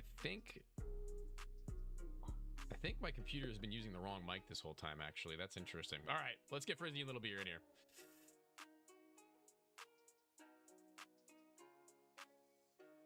Back in here, should I say. Oh. Hey guys. Hey, long time no see, Mr. Tony. Dude, I don't think my computer is using the right microphone right now. You sound Sounds alright to me. Do I actually? Do you mean that? Yeah. Yes. Okay, thank you. Okay, thank you. Well, we got about a minute and a half left, team. I mean, we spoke to you a million times over right now. I'm just going to go ahead and straight in for it. I mean, the most important pressing question everybody's thinking is what you think the scoreline of this one is going to be, frankly. Say like a 9-5. We haven't really played against them before. We may have once, but I don't really remember. So no, I don't think we have. Not yet. Where they stand. I'm gonna go 9-0. No, I'm just kidding. I mean, 9-5. it's Whistle, man. It could be a 9-0. Who knows? Yeah. I'm gonna say 9-5.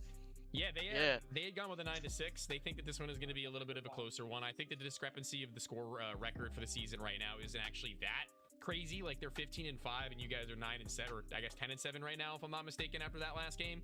So this one could very well be one of the longer ones, and I'm expecting it to be a pretty decent game. This one is a little bit more deathmatchy than any of the other maps, though. It's pretty heads up. For sure. I have to say. So we'll see if you can keep that pace about you that we've seen in some of the other games. And this last match, obviously a little bit lower and slower, but we'll see you in a bit, maybe for the winners interview, the second of the night. We'll see. Oh yeah, sounds good. See you, Tony. Sounds good. Good luck. Good luck. Well, chat, you heard it. You got the scoreline predictions. 12 seconds left. Get your stakes in now. Hurry up, hurry up, hurry up. Get your stakes in. Shit. Dude, you're running out of time. If any of you missed out, you're bums. Little Beer been beaming, so I like the odds. I'm gonna go with the Furry Brothers back-to-back 9-6. It could be something. Last year being broke. What's up? What's up? What's up? What's up? Oh my god, you guys just absolutely went nuclear on staking, actually. That's insane. I like you. I like you too, bro. I like you too. Listen, I appreciate that. I appreciate that. We try out here, okay? We try our best. We do everything we can to try and make these shows as entertaining as possible here at 1v1me, and I think that you guys are definitely giving me the opportunity to be as much as I can be. I'm gonna lie to people tonight. Oh, okay. What kind of a sentence is that? I'm gonna lie to people tonight. Tony, what state are you in? New Jersey. New Jersey.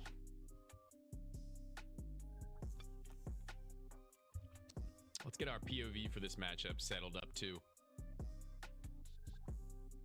Let's get a move on. This match, we are going to watch the Frizzy POV. I've decided. And if anybody has a problem with that, you can take it up with my damn lawyer. That sound good? Noobs? I'm just kidding. You guys aren't noobs. I love you guys. This definitely won't get past 9-3 though. Clear blowout. Okay, okay. Oh my god. I've seen you in Wildwood before. I knew it. Nah, never, never. Never, never, never. Never that.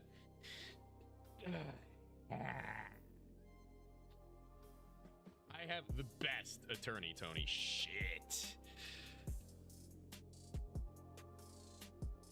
Don't take it up with anybody on my side, though. Let it be. I gotta move my face off of Frizzy's face. I'm gonna move my face off of Frizzy's face. It's important you guys know who you're watching, okay?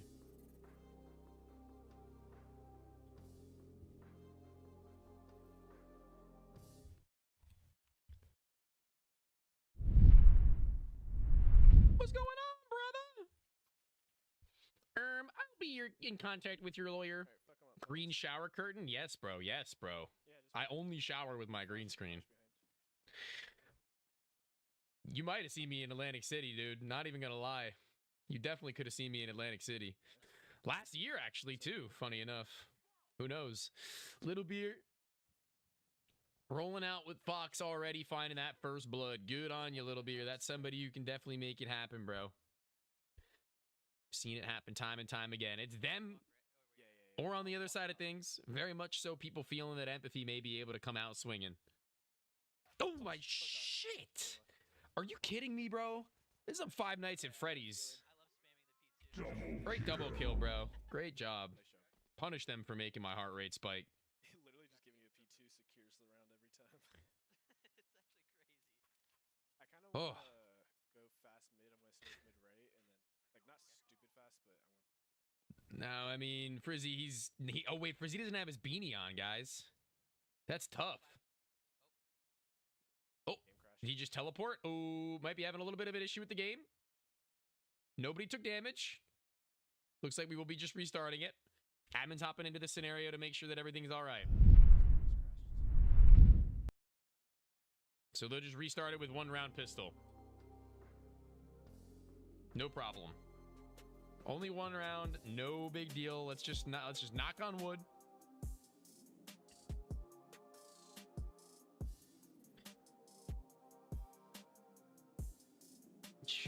God, bro. It's nuts, comms. Redone. Redone.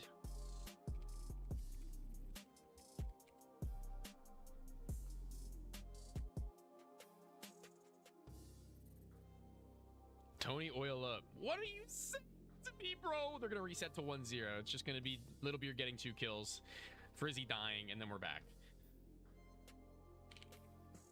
No problemo. Listen. It's 1 round, okay? Let's just hope that there's nothing more than that, okay? Let's just relax. Not get ahead of ourselves, okay? Because then we're gonna need to do it like 1,000,000 times. He crashed, so why are we keeping that round? He crashed on the second round, not the pistol round. He crashed second round, so it's 1-0.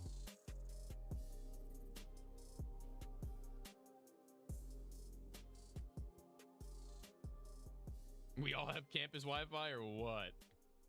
Listen, that shit happens. Sometimes. What is that, Dobby, bro? Is that Dobby flying around there? You got Dobby on the gang? Is he staking? He ain't got no money.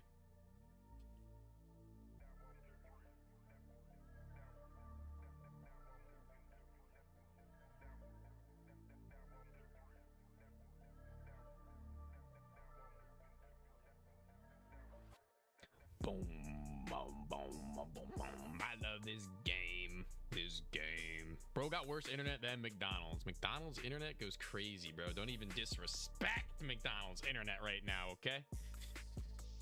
I would be able to take on the world champs with McDonald's Wi-Fi.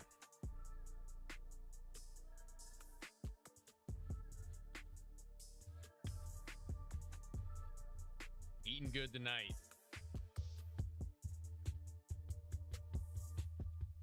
Oh my god, I just watched Frizzy hit a nutty little bunny hop. I'm gonna... Oh my god, he's in crazy bunny hops and we're missing them. Frick! I'm just gonna switch to their POV prematurely so you guys can see that they're resetting it as intended, okay? 5 Nights at Frizzy's.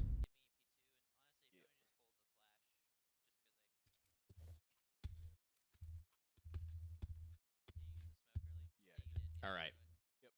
So Frizzy's just gonna throw out all the utility that he threw in the last pistol round. He's gonna die, and then Little Beer's gonna clutch up. Or wait, did Little Beer or did Frizzy die? I forget. Yeah, he did die. Bang, bang, and bang. And there you have it. Now this round is live, guys. This round is live. So, I'm gonna give you bomb. Can you hold right mouse push? We are back in action, like we never left. Utility as well as an SMG. Frizzy's gonna be the one trying to make the damage happen, whilst Little Beer plays with the rifle at a range. Could they be close run, Frizzy? Okay, he doesn't get punished for that being a possibility. Oh, he fadeaways on empathy somehow. Damn. Walk around back left. Okay. Yep. And now Little Beer is going to be playing right next to him. There's no real reason that they should be separating at this point, dude. Okay, they're close right behind these boxes. Yeah, just honestly, that's a good move, Little Beer. Good read. You can honestly just swing him too. I mean, you have an SMG, Frizzy. Just get in their face. AK upgraded, but I actually felt like there was a moment that could have gone awry. But either way, double kill. Good work, Frizzy. Hey, I fucking had to spray that. Real demon? Broly is a true demon. A real demon. This left side is everybody's coveted place to peek with the rifles, man. They love playing these distances with the SMG, or against the SMGs and pistols, excuse me. Okay, I'm watching your left. Yep. And it might work out exactly as intended. It should be fine and dandy. Oh, shit, they got right back. But they get through. They pushed all the way into the house and then into the back lines. Little Beer wasn't holding for it. And obviously that's not the case. Little Beer hears him, pins the first of them against the wall, and that's a flick and one that nearly hits, but a double kill for Empathy. Bing, bang, boom. She hits that timing as need be. Dragon Ball Super Broly or Dragon Ball Z Broly? Thoughts? Argument? Opinion? Can we like both of them as two separate characters? Questions to find out on the next episode. Because right now, we've got to focus in on this game with just pistols playing on either side of them. Tech 9s are lethal, though, chat. They are a one-hit kill in some close-range proximities. For $500, that's pretty solid. But they don't have armor. They don't have utility. They should still be losing this round by all means. Goodbye to the first of them now, though, that Frizzy clotheslines Empathy. He's got an AK to play with, and at a distance, he taps away, but no kill means no win. They're giving us the mid-map. I feel like we just go left fast. Like, who cares about noise? And kill the person that's playing at the far house, like the far building. Yeah, that's fine. Okay, that's Frizzy's plan, chat. Get that one kill, and then we can just be ready for this. Let's see how that actually pans out. There goes that first pick that he was talking about, and then they just go in for the next fights. Fox is on the same place, and Frizzy gets crab walked on as they cross over now, so they have their lead.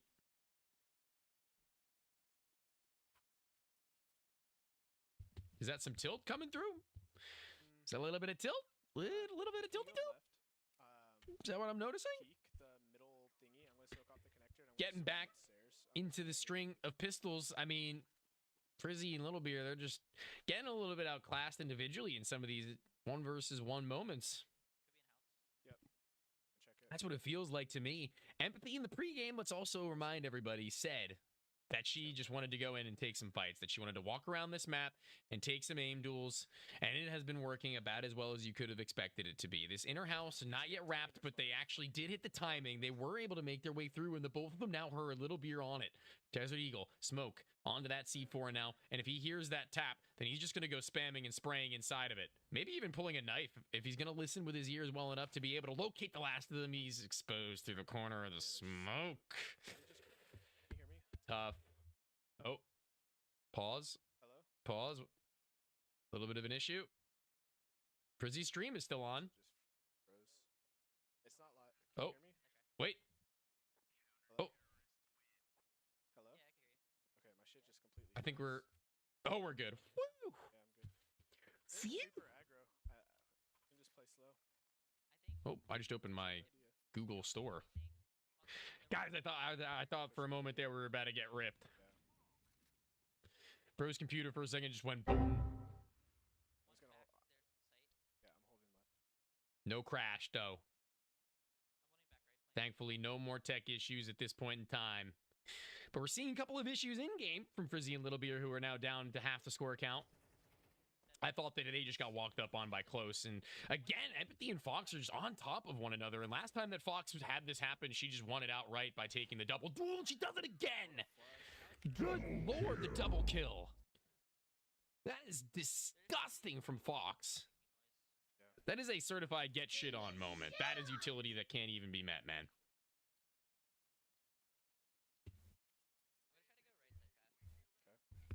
Tony, handshake emoji. Fire. Oh, up of all things that Empathy goes swinging in with. And she's going to go in for even more? Little Beer's probably going to get pissed off about that, to be honest. And I think I would too. It's 6-2, man. That's tough. Yo, what up last year being broke? What up? What up? What's good? What's good? What's good? What's good? What's good? How you doing, brother? It's always favoring not host team usually. It's favoring the not host team, so says Frizzy. Okay. Peeker's advantage? USPS. Tight angle. Very tight, as a matter of fact.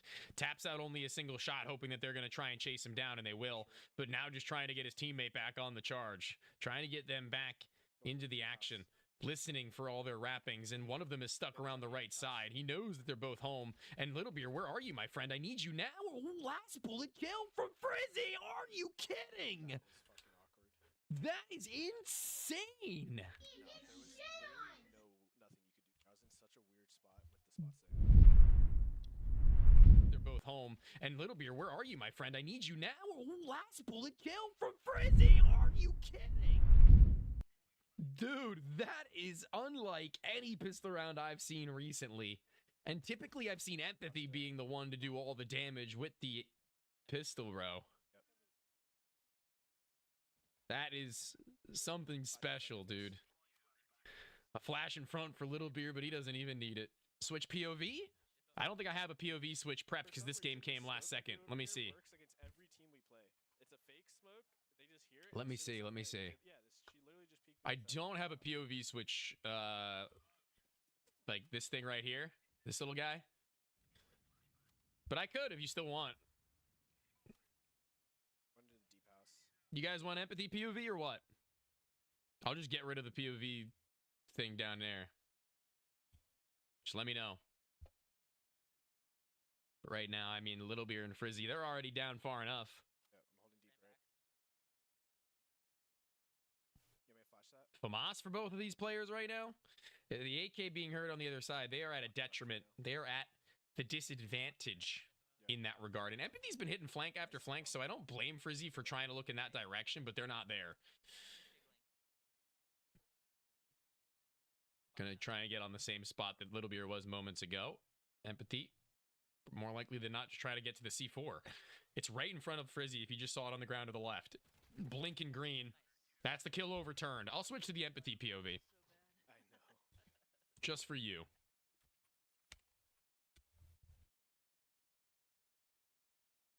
Just because I love you, okay? I'm gonna keep doing what I've been doing. Move myself all the way up here. Okay. Okay. Smoke is kind of ugly. Empathy's going to play in it and phase through the backside of it. Nobody seen, nobody spotted. Is this a timing? Is this the perfect storm now being created by Empathy? Is it being held is my question as the next of them. It'd be pretty smart, but it also could be pretty unreasonable to imagine that they're 100% attentive to that logic, but they've cleared out the backside of CT, the back end of Train as well. Where the hell are these CTs playing from? Have they just played Ring Around the Rosie? What the hell is going on? Eventually, Frizzy makes himself a known entity in the server to where Little Beer has not yet shot off a single bullet. Now, a matter of the duels with the Deagle. I mean, Empathy is a player that I can imagine might be able to hit some serious shots and lethal already. Frizzy is the last now, probably cowering just a little bit and tapping that bomb, eliciting a peek and not going for the full stick. You see it? He is actually going for the full stick, but Empathy doesn't give a damn. That's the clutch for the kill in the 7th round. What is this turn of events again and again and again? These games give us something to talk about. Yeah, sure. Last year being broke. What, bro? What I miss? What I miss? I'm baiting you really hard because I never have gone this way. Oh my lord. They are looking One is one actually. I didn't know. to make something Nice. Other guys out of near nothing, and Fox has 1v2'd a million times over for them, and this round is no different.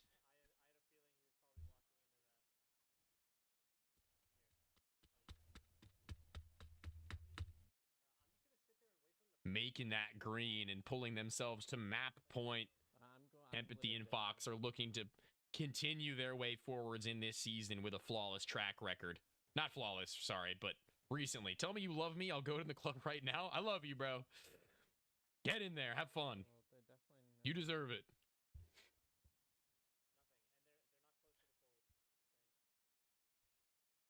And AK-47 all the way deep. Empathy is waiting for them to get antsy. Empathy is waiting for Frizzy or Little Beer to go for the hard hit in the back lines. And Frizzy does, but he just blows Empathy away. Not sure what that could even have turned out as otherwise. It probably should have been over right then and there. But Fox is just left to her own devices. She's done it before. The one wrap around for Frizzy, who now has an AK-47 to use too. Where could he have gone off to? That would have been the most insane clutch if he was just sitting in their own spawn. And Frizzy maybe on an off angle right now. I mean, I can't imagine he's sitting all too far away from the bomb, and he will win it. We go one more at the very least. That is a Frizzy double kill. I was like holding for his exact push, and I swung, and he just like Deagle spam double ledge on me.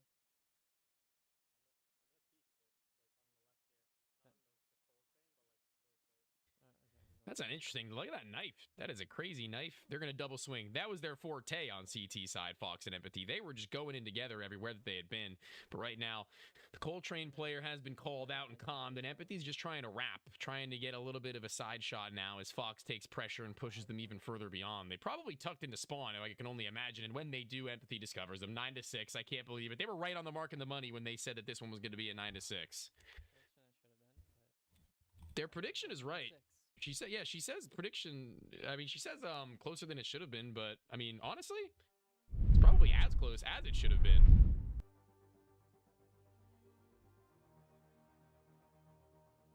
IMO.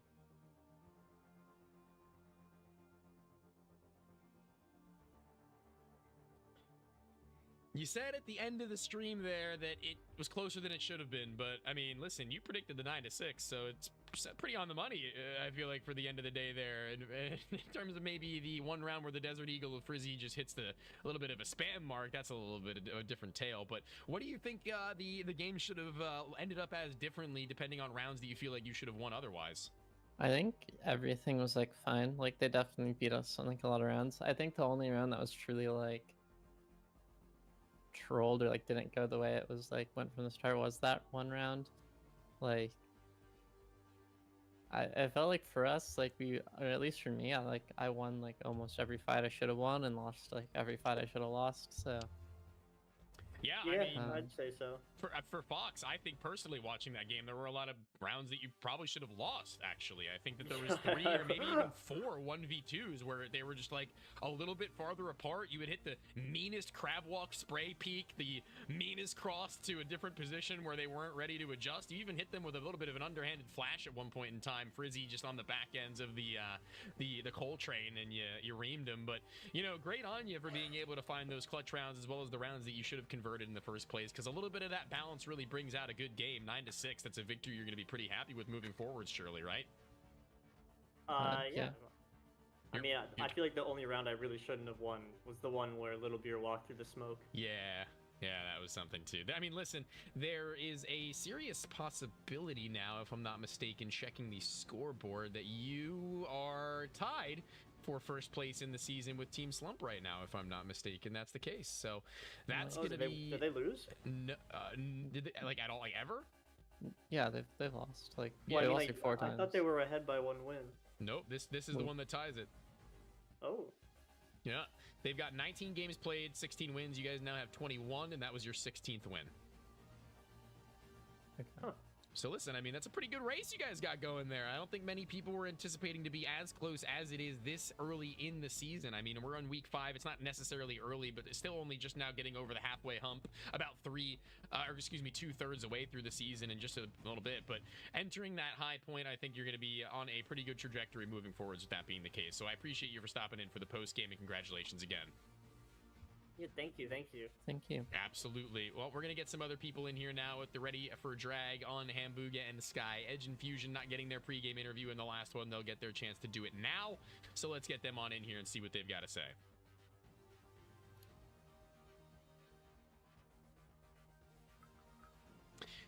Hambuga and Sky. Well, if it isn't the dynamic duo. Nothing much.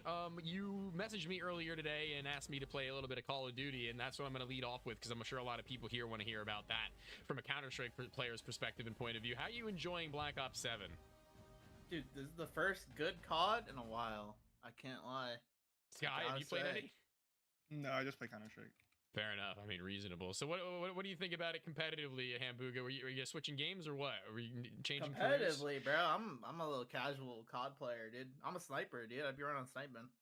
I'm definitely thinking about getting onto that. I'm not gonna lie. I'd be pretty down to see what it's all about. But that's a conversation for another day. Right now, we're talking CS2. We've got a game up ahead of us where I think is the 4th of the night. You're going into it against Team Fusion, who very, very nearly, which is honestly probably the story of like a lot of their matches, got down to the wire against Frizzy and Little Beer, and they're 16th in the season so far right now. I mean, that is a pretty far ways away result for us to really talk about, but even still, I mean, even just looking at the tail of the tape, as I do have that one prepared, I believe that was one that we had ready. They versus you guys, as far as this one are concerned, are just a ways away. I mean, you've got almost 10 additional wins. You've gotten yourselves a 10% first blood stake over them. I mean, how confident have you felt now that you've been able to rack up these wins to make your record look in the way that it does, especially after 23 games played? Where do you stand? Not even close. I'm not even gonna be close. Not even remotely. Nope. I agree. Yep. Well, I like to hear that. I do like to hear that you're coming into this one with some heat about you, with a little bit of that pressure being applied to Fusion and Edge in the last game, though they will have warmed up ever so slightly. And coming into this map in particular of Palai, I mean, what do you feel like your strengths and your weaknesses are on a map of this nature? Because I don't remember the last time I've seen you play it, but I could just be misremembering. We have the tech, dude. I'm jumping around like Batman, jumping off the roofs and shit, dude. Okay. I don't know about that. Okay, parkour, is it the parkour map? You guys have movement down maybe better than other teams in this season, would you say? Do you feel like that's one of like your, I guess, more favorable ways of navigating Palai? Yep, that's the tech right there. Yeah, I mean, there's a lot of boosts, there's a lot of little surfs, there's a lot of timings that you can circumnavigate because of the fact that obviously there are just so many different slanted angles on this map to abuse and use. So, I mean, talking about that and the individual aspect of things, you feel as if both those are in your favor. And I don't necessarily disagree. I mean, we saw something from Fusion and Edge that we haven't witnessed in quite some time as far as their competition levels go against Frizzy and Littlebeer, both very good players. And against you, I think that it is about the same, maybe a little bit more difficult, even given the experience that Sky, as well as yourself, hold in the recent levels of higher level to your Counter-Strike and in years past. So talking about this one, I'm going to need a score prediction from you on Palai. What are we feeling? 9-3. Oh, 9-3, Hamburger. You going to one-up that one, or are you going to lie in the same bed? Maybe a little cheeky 9-2. Ooh, 9-3 and 9-2. Okay, well, the stakers are currently in your favor. They're currently feeling that you have that momentum built up already, but we'll see whether or not that will ultimately provide to be the case. I wish you the best of luck, and potentially going to see you in the winner's interview. See you in a bit. Yep, thank you, man. Fusion and Edge. Fusion and Edge. Well. No pre-game interview, no post-game interview in the last game. I got you now, though, okay? I've gotten a hold of you. So give me a little bit of a half and half of what both maybe you feel as the last game had ended up for you guys going into this one, and how you might need to change up your play in order to make sure that a victory is brought through here. I feel like if we would have talked before game one, we might have won that. I don't know, That's man. I my think it's bad. what we needed. I mean, it's my bad. No, I don't know. We played well. Littlebeer just I think so. seriously, he just kept fucking getting it. Littlebeer seriously like put me down like three. I swear to fucking God, every time I play him, he just hits endless like fucking goat shot against me, bro. I don't know. That's just the way it goes sometimes. I don't think we like were throwing, so. No, I wouldn't say so either. And you were typing I wouldn't say we trolled. Some very genuine messages to him as far as his shots were concerned, saying nice he shot. was hitting on me, bro. Like, come on. It's not gonna happen every time. But yeah, I don't know. We know Hamburger plays a little more aggressive than the way that Littlebeard and Frizzy play. So I just know we're definitely more prone to getting ran down. So I think on CT side it's setting up strong crossfires, and on T side it's maybe throwing some aggression back their way. But we'll have to see here. We gotta play some Palais. Definitely not my favorite map. I'm getting invited to Deathmatch Diffusal Group Alpha by a German guy. Cool. Ignoring that. But yeah, no, definitely not a map that we performed well in the past. Definitely not one we tend to enjoy. But I think with the way that Ambuga and Sky play, just the hyper aggressive style, I think there's enough crossfires on this map that it might do some good justice for us. All right, so basically what I'm hearing is that stylistically you think this one might be a match better fit and suited for you to be able to find that cross, and maybe you will. Yeah. But I'm going to ask you what you think the scoreline for this one is going to be nonetheless. If we're starting T side, so if we get a few T rounds going, I'm thinking if we could take four T rounds, I'd like a 9-6 or a 9-7. Unironically, I know that's like my thing, but like that's very real. realistic for me. If our T side is terrible, we're gonna have to do it in labored fashion, like talking about a 9-8, maybe even a 9-7, or maybe even that golden goal 9-8. Yeah, the But golden gun. I think Maybe, T side's yeah. so important. Yeah. Golden guns, they have been more and more apparent lately, I will say, as the season has gone by. I've seen that. Yes. I've seen that. Teams learning. And how to we're play like 0-3 in maps. them. Yeah, teams learning how to play maps. Teams learning how to learn how to play against certain teams. You guys, maybe you are due for a golden gun, low key. So we'll see if that little warm up game you guys had that Hamburger and Sky didn't have the luxury of will come to matter. Good luck in your match, and we hope to see you for the winners interview. Thank you, Tony. Absolutely. And guys, get your stakes in. 30 seconds left on this one. Hambuga and Sky still relatively in favor in that regard, but you guys have time to turn the tides of that one. Yeah, that noob ain't getting no 6-7 over me this time around and about face. The first blood for Fusion above everybody else right now. You seem to have a little bit of a feeling onto that. I'm not going to leave you with anything other than good luck and have fun, chat, because this is going to be the stakes now closing and Palai kicking it off in just a moment. Blow that whistle, little emoji man. Bruh, Booga, you better win, dog. I should have said that to him. You should have said it earlier. I would have relayed the message. Booga, if you lose, bro, what are you gonna do if he loses? What are you gonna do? What are you gonna do if he ends up losing, bro? 9-0 hamburger? Last game of the night. Quick reminder for you guys. That one's gonna be Twigs and Laboom. So make sure you get your stakes in for that one maybe a little bit early. Don't doubt Fusion. Listen, I won't doubt him, but I won't favor him either, okay? I won't doubt, but I won't favor. And you can't tell me what I can and can't do. But I'll take your confidence in vote for him. McDouble for the win. Guys, what's your favorite fast food burger? Not favorite fast food burger place, like specifically what burger from what place? What's your favorite fast food burger?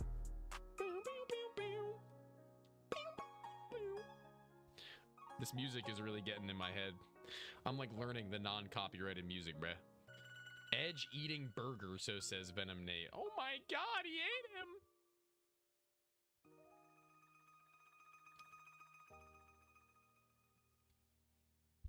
What if I just started ripping like Mario Galaxy music in the background instead of like hip hop and R&B rap? Would y'all say a word? Would y'all say a damn word? All right, Hamburger POV team, what are we thinking? Ain't never had a burger before? Get the hell out of here. Baconator, S tier answer. Freddy Smash Burger, also an S tier answer. They're both on the same space right now. Both Hamburger and Sky getting closer and closer. But are they being held by the high ground? No, they're not. Oh, that's a whiff. That should have been a freebie in my opinion. I think Hamburger might have let that one slip just a little too far wide, but it'll be Sky to manage it even after that first frag. Good ups from the gang. I don't think so.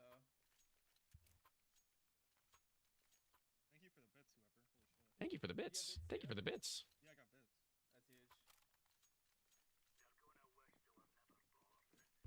huge. Right side, right side, right side. Both? Not a quiet time right now for these pistols as most of these rounds go, but this time they're going to be on that full sprint. Damn, they're leaving no time in between them and their first duels. They just get in that one with no seconds in between them. Who's the first blood? That would be Hamburger. Hamburger FB baby. 1v2 now required from the big man too, and already softened to 60 health. That ain't great. That ain't great. I'll tell you right now, that's a little tough. Yeah, he's playing the high ground. The birds fly, though, and that's a comm that they can give over. Once the birds fly, that means that they're in this position, and goodbye, Fusion, okay? And no, don't... Dude, he was gonna die. He was going to die. Sorry. I forgot that if he hit the ground. They can go right, like, all the way in the far right without having to jump over it. Fusion, I know your potential. That's a great comm. You're giving him the benefit of the power within. The power within. Power within, then the power within, then. They're playing scared. I'm coming towards you then. Okay. I'm hiding on the... Now, any longer and they may be in for some trouble.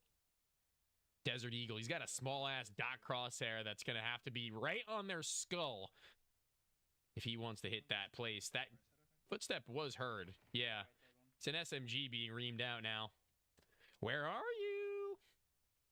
I can smell. Are you pooping? That might have been a niche reference that nobody got, and if it is, then I'm sorry. I know something that we don't. And this point, they're just sitting on their hands and waiting, dude. I'm going to play the elevator music. They are making me wait for way too long in this round. Peek something! Thank you. Jesus. Fusion eventually showing some face, giving me a little bit of a reason to stay awake. Falling on my face when bros playing as slow as this, and they have the audacity to say that this map's a little faster paced for the attacking. Never trusting a burger after this game. No, they're just going to be trying to intermittently take their duels. They were just like scaling to close the window. But eventually they make it happen.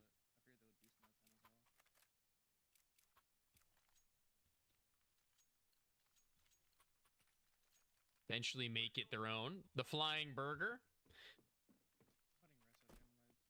And they do like to hit this left side. Swing on both of them. Oh my god, what is that? The surfing edge and the player just to his side had dealt enough damage to them. There might be room for the clutch. The nade goes high and over top side. Sight. The bomb is to be planted.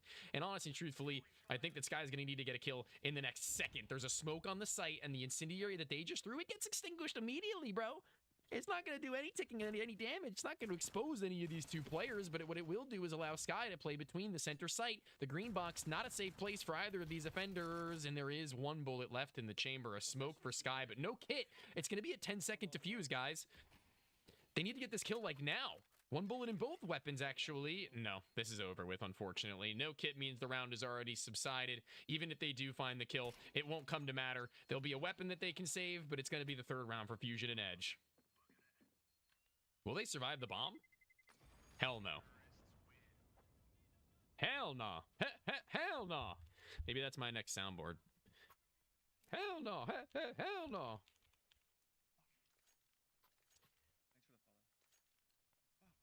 That was pretty good damage, I guess, to their opponents financially, but they're not themselves in the best place to buy. So, do it really matter at all? Desert Eagle already having been seen with no armor, and he's getting run down by the SMG.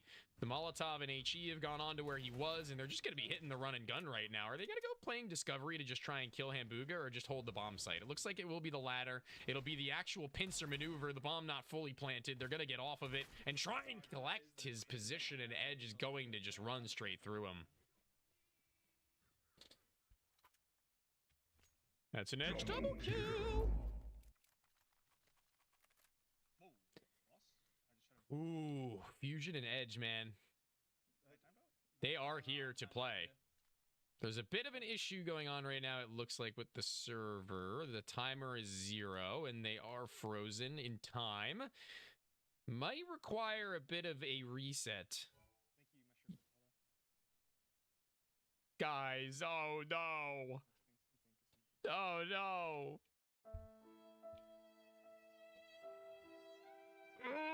Oh.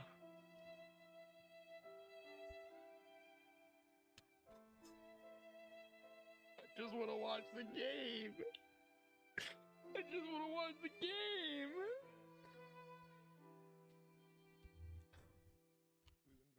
I'm joking. I'm joking. I'm a good ass actor though. Tell me I ain't a good ass actor though.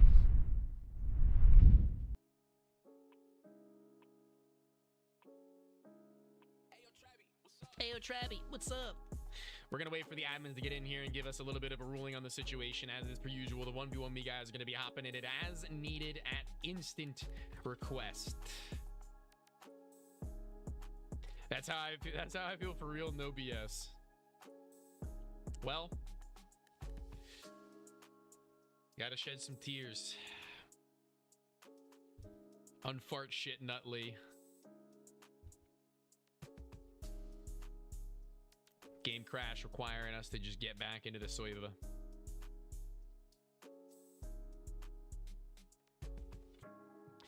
Lookup's trying to get me out of a job, dude? Come on, man. I thought we were chill. You're trying to fire me? Trying to leave me homeless, bro? How am I supposed to pay the bills, cuz?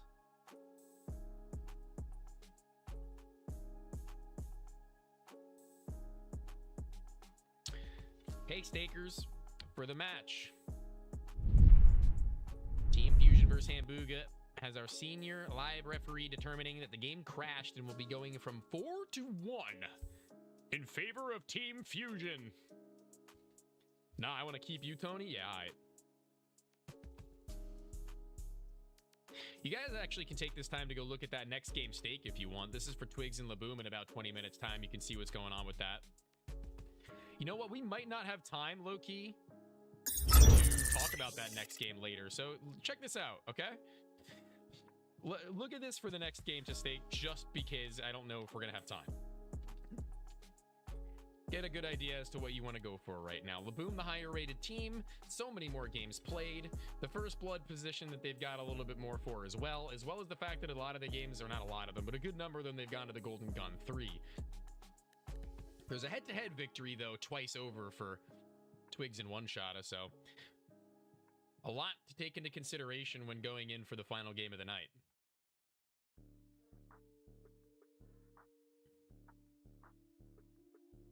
So, did they finish the game or no? No, they did not finish the game. They're resetting the game to the score of 4 to 1. So they're resetting to the correct score. Okie dokie. I was just giving you the tail of the tape for the last game of the night, seeing as I don't know if we'll have time to actually go over it. I want to make sure you guys got all the knowledge that you need, okay? Because you guys are the GOATs. You guys are the most important piece to the puzzle if you're unaware.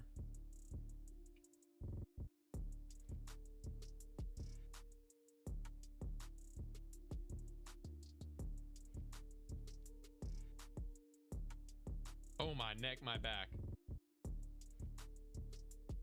Big pimpin', bro. What are you... Why do you announce it?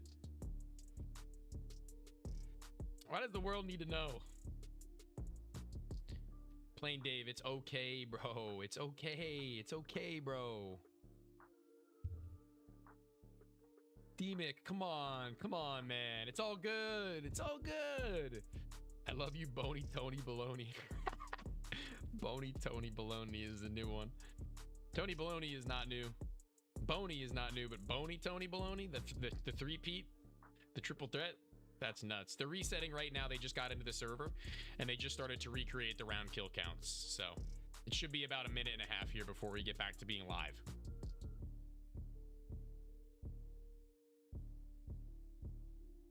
What does a game crash mean for your money? It means that your money is still going to remain on the same stake, and we're just going to the same point in time that the game was at previously. Nothing will change. They'll have the same amount of money. They'll have the same amount of kills, same rounds, same fucked up hairlines.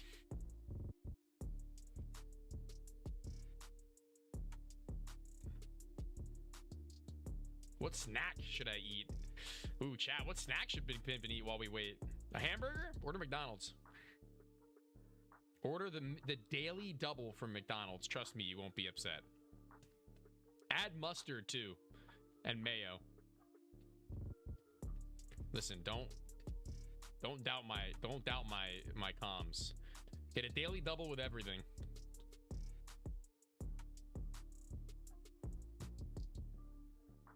Cool hoodie, bro. Preesh. You're the third person to say that tonight, bro. I love it. I love it, yo.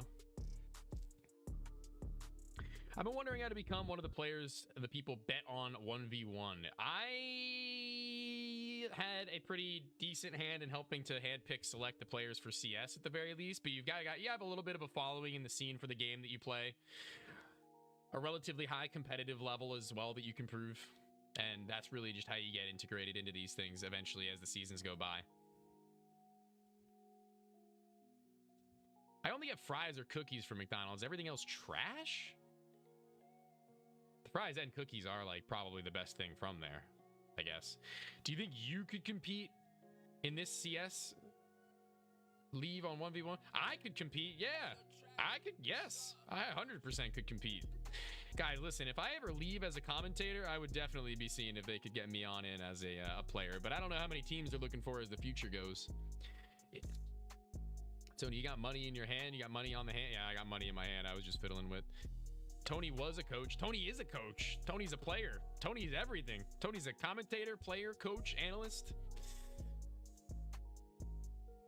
Tune into one of my streams, bro. Come check me out. See what I've got. I'm with it. I'm with the sticks. Why not CS2 on Twitter? Why not FPS on Twitch, guys? If you want to follow me on my socials and see what I'm all about, I'm around. At one point, maybe I'll do a 1v1 me chat only 10-man and we'll play Counter-Strike all together. How funny would that be, bro? I'll get you guys integrated. One more round, guys. They're resetting and we're going live again. Where would you say you could rank in the league? I'd probably place closer to like the 10s, like 11, 12. Let me think. Probably like 11, 12, 13, 14. Definitely not 15, 16. I'm definitely better than 15, 16. But I'm not, unfortunately, I don't play the game enough like the players do at like the top 10 and higher. Like they play this game on the daily. We're going to switch back to the POV of Fusion, or excuse me, of Hamburger now that they've finished resetting the game. But I appreciate you guys for hanging in with me, all right? I appreciate you. Tony, who you got next match? Laboom or Twigs on Brewery? Laboom and no one. I would take on Brewery, I think.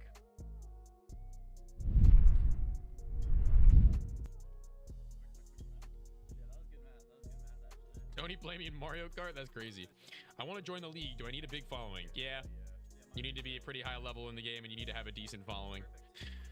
And you also got to wait for the next season to see if there's any changes and shifts that are going to happen anyway. And there's a laundry list, brother. I think it's probably not going to be great. You're saying you're better than Fusion? I think I'm as good, if not better than Fusion on my good days. I think so. I've played at some pretty high levels.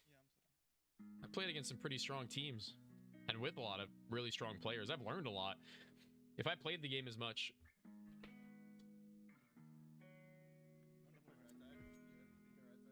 I played with a lot of players in this division too.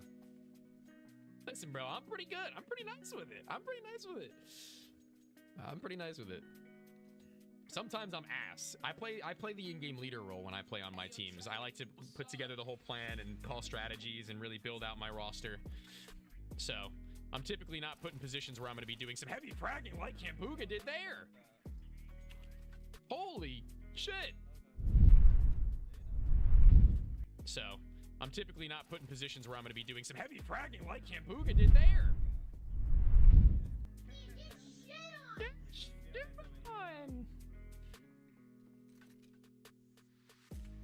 Oh my god, bruh.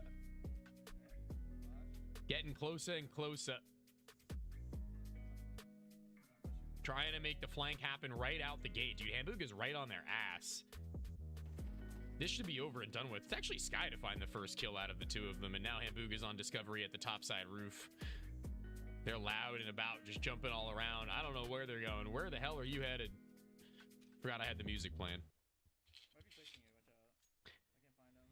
Now trying to find the last of them should be easy. I mean, Hamburger's got the high ground. And it looks like it should honestly be the re-clear back towards the T-spawn. Holy dude, it's not a night without Tony absolutely shitting his pants. What is his profile picture? Is that Peter Griffin, duh?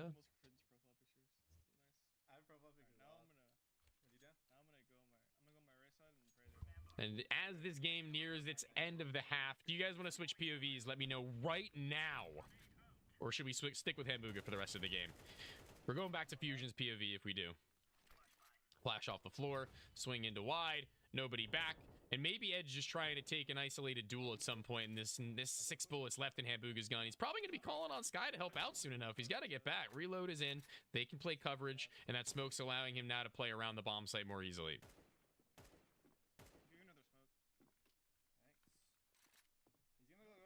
I'm not sure where they could have gotten off to, honestly, but yeah, that's a really good, reasonable decision. Drop the next smoke. Ooh, this is a bait and switch setup. I like this.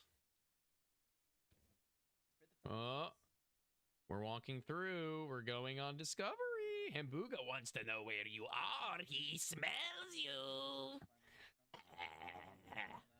You've left a trail. Your scent is very near. Nobody on the rooftop. Wait, he planted. What the scallops, dude? Nice. Hooray!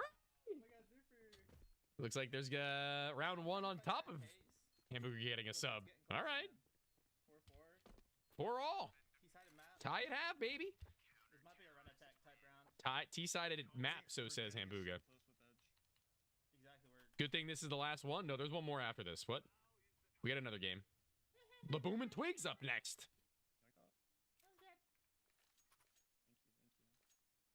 You fool. Alright. Run attack. You take bomb because Dropping into that bomb site. Loud and proud. One high, one low. This is actually something that I don't often see. Sky and Hamburger going for a bit of a split peak. And oh my god, he gets on the gallery with 57 health. 47 health, actually. That is ugly. Yeah, this round's done. That was not the greatest of all strategies, I must say. That was pretty troll. That was pretty troll. And I don't often say that. I would say that's as far as to say that was ass.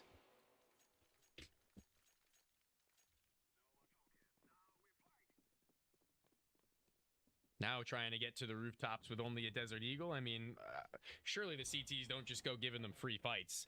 They should just be closing this one, leaving no silly business, no monkeying around. Don't lose your head to the Desert Eagle right now, especially not playing with an SMG at these distances. Fusion's still going to make it happen pretty laser accurate on it, and now inside of the smoke, it's Sky to show. And not ready for where either of the two players are from. Where are we? Hamburger says we're running it down. That's the calm, guys. Hyper aggression. Aggression? What am I, 12? Hyper aggression. Bro was trying to clip farm, I know. Thought he had the aura to hit that? I don't think so. I need another golden pistol tonight, Tony, for this game in particular or in general, because we had one earlier. You missed it. I'm trying with this AK-47 to get the top side of the green box. Be careful, your back could be exposed, and they're right on top of you. Edge just goes swinging into you. Of course, you're in close range proximity. He's going to go for that bomb, and he's going to try and play for Fusion. Not hit at all. It is going to be 36 health, and Sky is low. Edge just needs to hit a pre-fire of a lifetime. Needs to hit that double kill. One of these two players will, and it's Sky to do it. You can't read what they're doing, dude. He was like running around in a circle when I went to go peek him. Running around in a circle. Throw that ass in a circle. Now they've got AKs. Now they've got both players on fully automatic rifles to the highest level of firepower degree the T-side has to give. And that is, in and of itself, a little bit of a scary prospect, let alone the fact that they're now starting to come back online. Fusion was over to the right. There's a player in the center of the site. Wait, it was Fusion the whole time. Oh, okay. Pincer maneuver maybe on the Sky now, who's stuck between a rock and a hard place. They've got the bomb, but what they don't have is a man advantage. What they don't have is a teammate to play with and for. They've got to hit that bomb plant. They have to play the objective, and I wonder if Fusion and Edge do go on a doubled up mission. The gallery room. Not fully cleared, but just, I guess, cleared enough now to where Sky feels comfortable to wrap to the window. Timing is going to be everything. The thought process of Fusion and Edge now not having seen anybody after the 45 seconds have expired is going to be even more important. I don't know. This might be a little bit too long a time taken by Sky. I think they needed to try and isolate duels more so than get the element of surprise on a flank, because this means that they can just sit on their hands and wait. Fusion and Edge, and Fusion exposing himself for the second of them. The double kill! And they may have brought themselves into winning position, pole position, because now they're quiet. Now there's no comms coming from Sky and Hamburger into this next round before we're at the 4-second line. Whew, I missed the others. I don't. This goes to Golden Pistol, though. Well, maybe. I mean, listen, we're not that far off. They're going to be running it fast, getting in close and personal, and they kind of like that Fusion and Edge most of the time here. Crouched in the corner. It's easy for Fusion for the first of them, and now known to be at the window. Sky and the SMG jumping. Holy shit.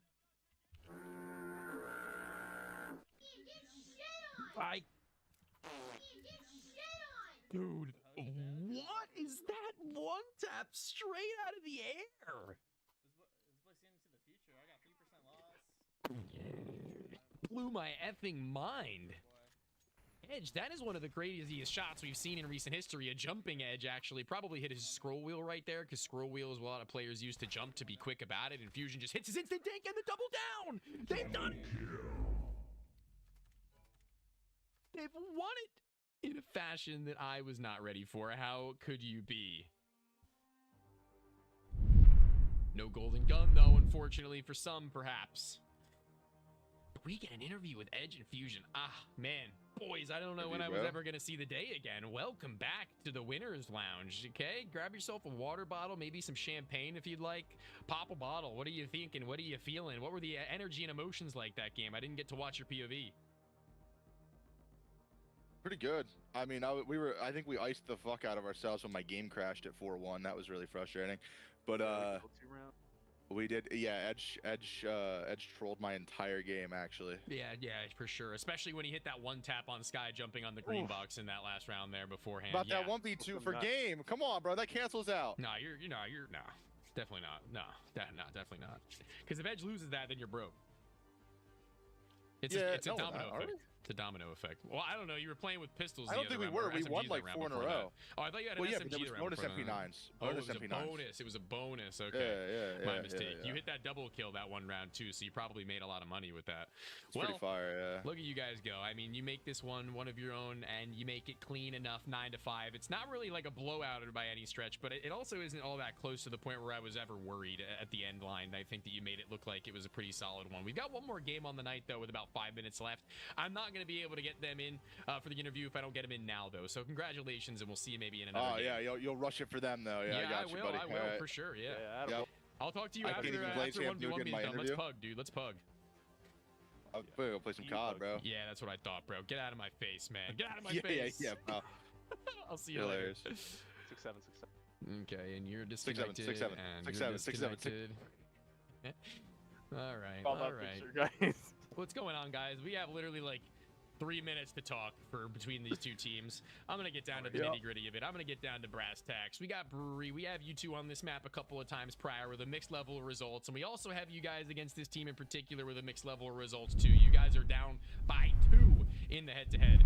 We pull up the tail of the tape on our screen now to see what that looks like, and I want to know what your thoughts are on this map in particular and what the odds that we go the full best of 5 is concerned now, or if they close it. Oh man, I just want to shoot their heads and get out of this get angry. Get angry at them. Get loud about it. Start to get a little bit of hype in some of these rounds you pull across if you do, because I see you guys get a little bit more down when you're losing than up when you're winning. What's up with that? I don't know. I mean, it depends on the mood. Like sometimes I'm just like already kind of, not doing too good mentally. Okay. Sometimes I'm in a good mood and everything's fun. I feel like it mostly hinges on me though. To be honest, it's not really Chris. It's mostly like my mood.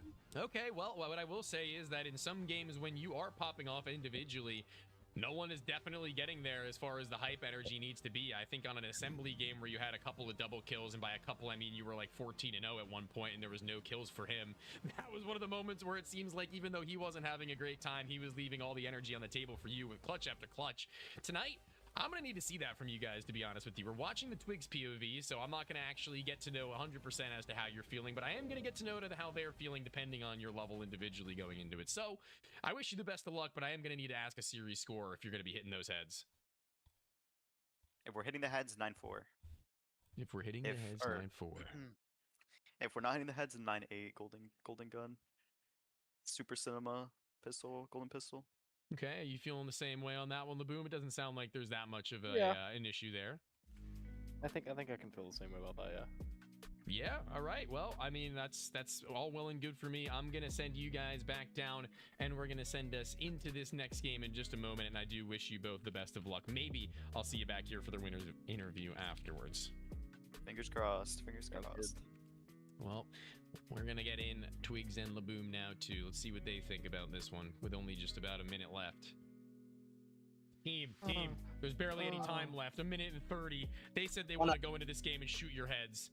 Yeah, why not? Our day's doing pretty good. We're having a great day. I think good.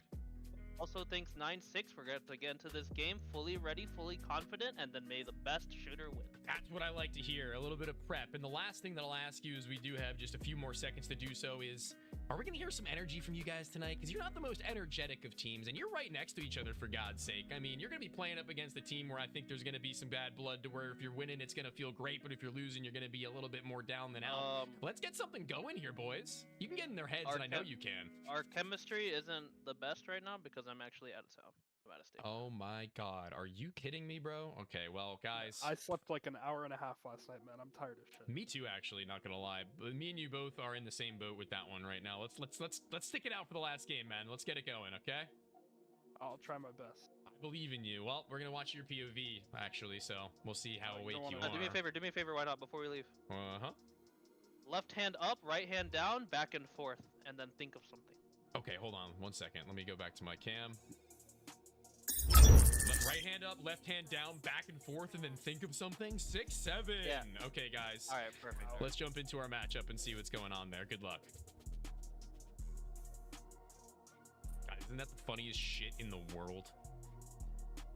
Wouldn't you say? Wouldn't you agree?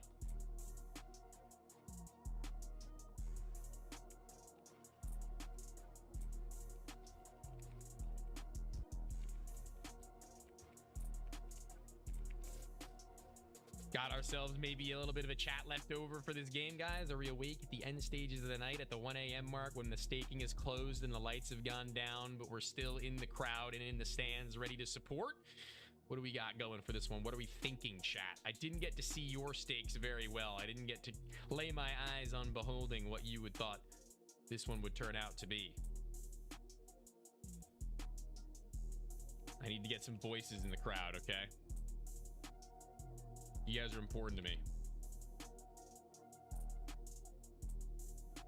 Did you know that? Did you guys know that you're important to me? An upset game, so says Abdul.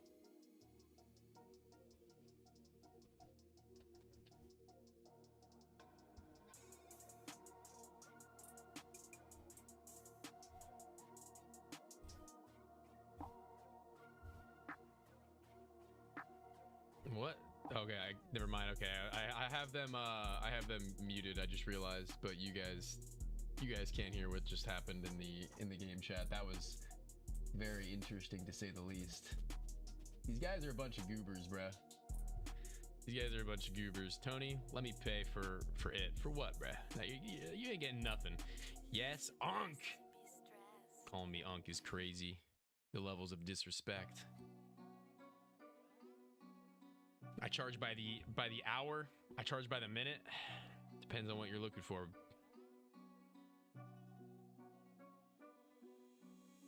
$50 weekly for every pick,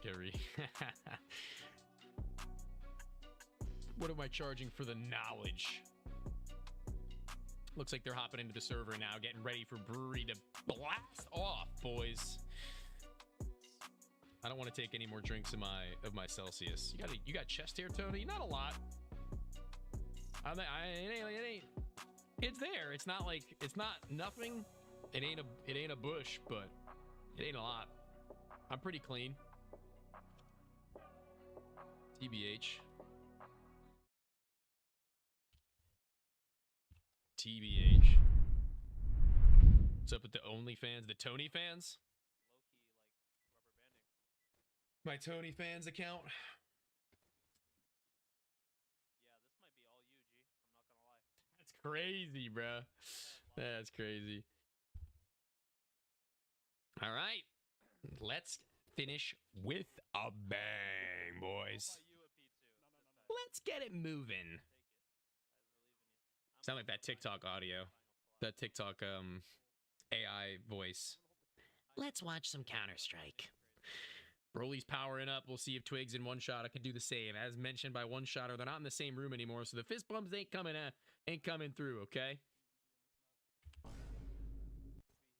They're going to be playing off of one another as best they can on the inner yard, but it looks like Laboom is going to be the one to find the first incision, the first blood, if you will, killing it and creaming the first of the T's, and the second of which is no one's target that he nails.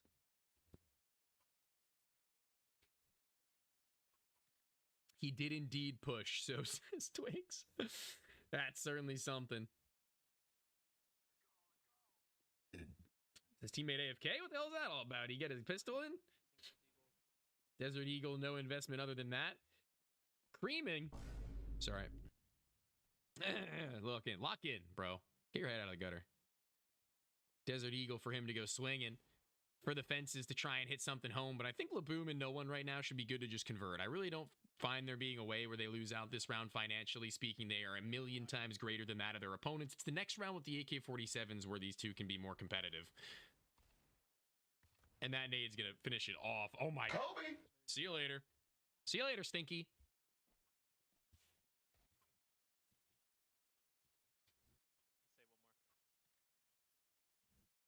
It's like, I feel like there's like dry blood in the back of my nose or something right now because there's nothing directly in my nose, but there's something blocking my breathing that's like really frustrating me if you've not noticed. You ever get that? Maybe it was like really cold with my fan on or something, and then like in the back of my nose I got a nosebleed. I don't know. But it's pissing me off. In the same way that they're probably going to be a little bit pissed that they actually don't get any money whatsoever to utilize because they bought armor and a Desert Eagle last round, Twigs, and they just get run through by Laboom, the double... no, not the Kobe, the double kill.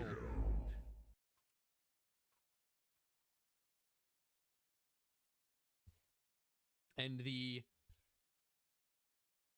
moment now to where 3-0, they got to come alive. Is this one about to be a clean sweep? Is this one about to be a wipe, chat? We're talking about some golden gun. We're talking about some 9-4. We're talking about some action where Twigs and his teammate have yet to even show us a damn thing. Twigs is going to be running it back, though.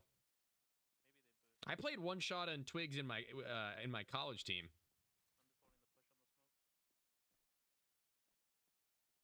Fun factoid.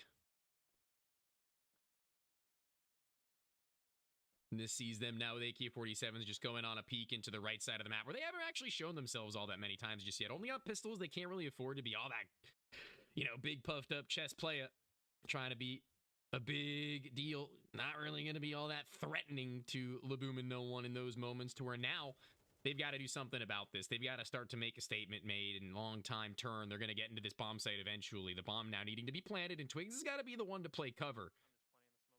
Planting the smoke is a good comp. Where's the next of these CTs coming from, though? They blow it open, and one was in the center of the square, and the backside from Twigs is red.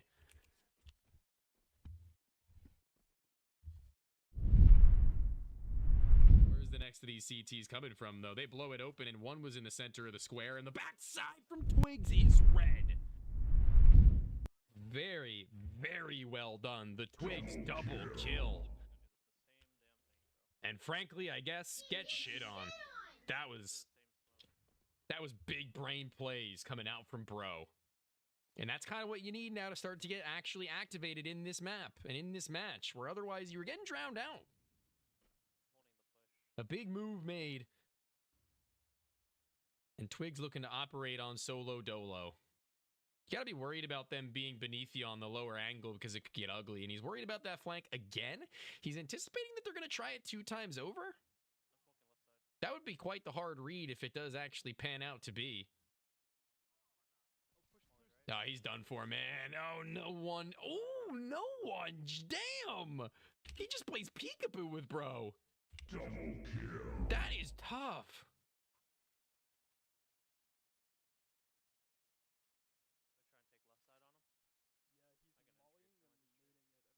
What is going down on the 4-1, man? On the low key. To get back into this game, they need to start hitting their shots, and that's pretty much down to that. A molly in either direction. Damage from the AK-47 unknown. We don't know how much he actually sent back. Trying to tap away while that plant goes off. I don't know if they should be doing anything other than waiting, but they double nade. Okay. Kobe. And just playing the 1 versus 1 out now. Obviously, it's the CT who needs to get back to that bomb site. It's the CT who needs to go in for his duel. He's mollied the window, he swung the middle of the site, and now it's going to be a back and forth affair. A smoke to the bomb, a tap in, a spam through, but no one's caught him. Instead, the tracers betray him. Ooh, it's quiet. Ooh, crickets, boys. Cricket sound effect. No energy from either of Twigs or One Shot. No comms giving them anything back in the way of belief. Give me something to believe in right now, boys. You are just so, unfortunately for them, lost in how they need to be acting to bring each other to the forefront. Call them out, Tony. Which players you better than? Listen, that's not for me to do, all right? Not for me to do. Not for me to do. I can have my own personal list, though. Tech 9, wrapping back. Kind of quiet. I don't know if they heard this. They might have been too far away, and the wall might be too thick for them to have caught that sound cue of him dropping to the ground. Playing behind the smoke, one high and one low. The spam to the initial one of them. The 180 from no one, though. He's got one more to deal with. One more player to find. A smoke down. It worked before, but it won't work now. Sayonara, see you later. Hello to a second one, and a victory on a pistol round investment. Last round of this half. I think I'm about to hit the craziest timing on this guy. I know how he plays. One shot has a read, guys. Lock in. One shot has a read. Hope you're ready for it. Molly in exchange. Here's an HE. Hope you like that. Return to sender. A little bit of my own.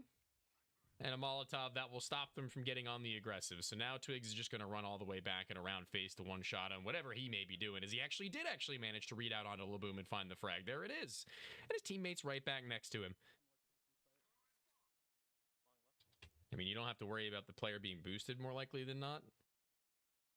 That's okay. The disconnect isn't that big of a deal because they can just rejoin, I believe, for the next round. 5-3, the half concludes. That was a bit of a labored one for Twigs and One Shotta, but they're back. They're back.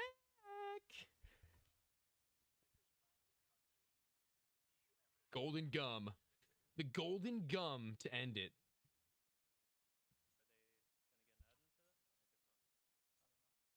Next POV? Okay, well, I'm going to be switching in the middle of the round if we do it now, but I'll do it. For you and only you. Wait for after this round, maybe? Thoughts?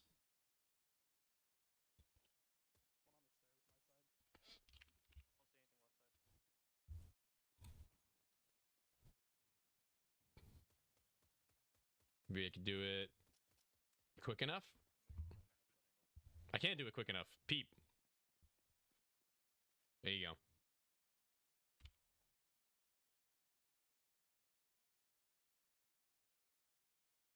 Where the hell, man?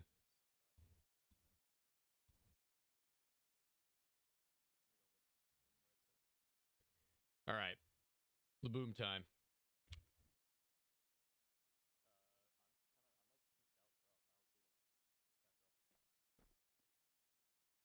This is a 5-4. What is the moment now with Desert Eagles of all things, dude? They could win out on. No one is dead. That is a banger nade, as a matter of fact. And he's just going to be playing this one, trying with the element of surprise to catch off the first of the two of them. I don't think that's going to be very easy to do, but what he does have is the lip on the ledge here that they won't hear him have to drop off the wall for. If there is any saving grace, but where the hell has he gotten off to? He's just playing for his teammate now to come over. 7 HP. Oh, damn! Get shit on. He still snaps him. Thanos style. And even tapping that bomb now to try and bring him into the site. He was so close. So ridiculously close.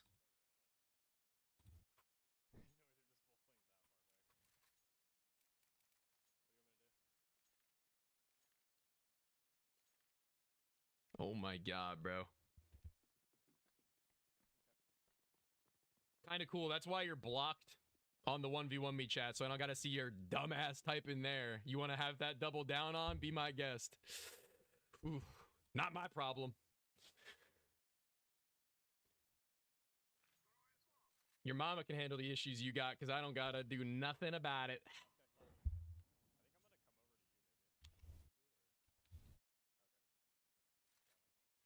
Seeing this now. Work out. The Molotov coming over. Nothing going their way. And they win it out from that point forth. What do you mean? You're not stupid? Bro, peep real quick. Guys, chat. Chat, you see that blocked message? You see that, guys? You see that? Yeah, that's why I don't gotta read what you're saying ever again, brother.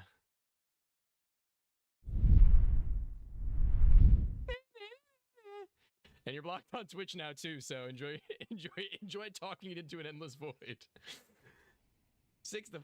I mean, Laboom and no one, they've been in the control of this game for a majority of it. One shot and Twigs only just barely getting themselves back into conversation for the remainder of it. And even then, we start to gap them. No, I didn't block OJ Love. Don't fabricate.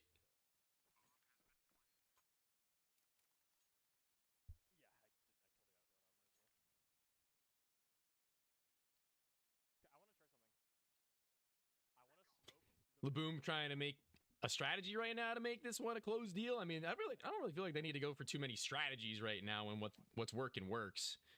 Like, they can just play around these smokes all they need. Why are you saying my name? OJ Glove? No. OJ Love. Different guy, bro. Different guy. Two different people. Not you guys. You're great. Like the fucking SpongeBob movie. And now I guess maybe that plan that Laboom might have overcooked, honestly. It seems like it's actually done more harm than good. Because now Laboom's got to play for the clutch after they try and overcomplicate it, man. He just doesn't do much of anything and actually sends them now packing back with money at the very least. They got $7,000 and $6,000 for AKs and armor to buy and buy again. So they're not going to be broke until the end of the game. So they're going to be giving them a competitive run no matter the case. Nah, I didn't chat ban anybody. Just blocked. So I don't got to read the dribble. The noob talk, if you will.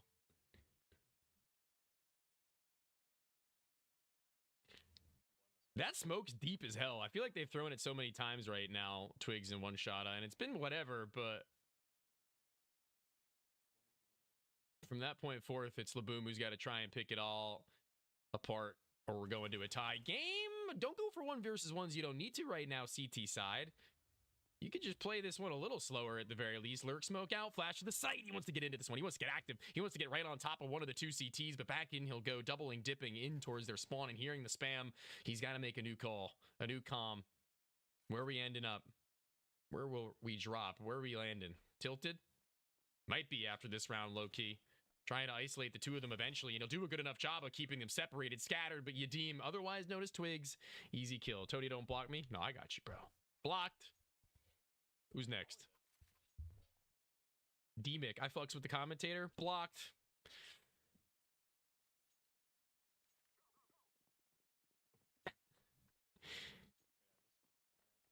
Banned from ever staking again. Your social security number has been leaked to the dark web.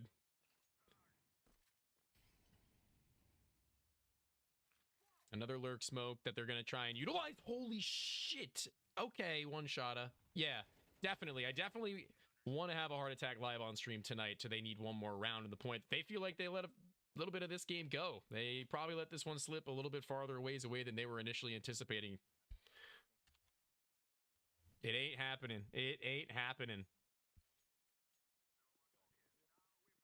I'm blocked for being in your side. I was trolling, bro. I was trolling. I was messing with you. I was joking, bro. I'm joking, bro. That was a wild walk through that smoke last round that surely we don't see again. And we won't, because it's One Shot who just gets to play on the lip and the ledge and drop off after the fact. And no problemo until he needs to go for that refrag, to which Twigs will. That is a disappointing loss, it must be said. I feel like they obviously know that much as well.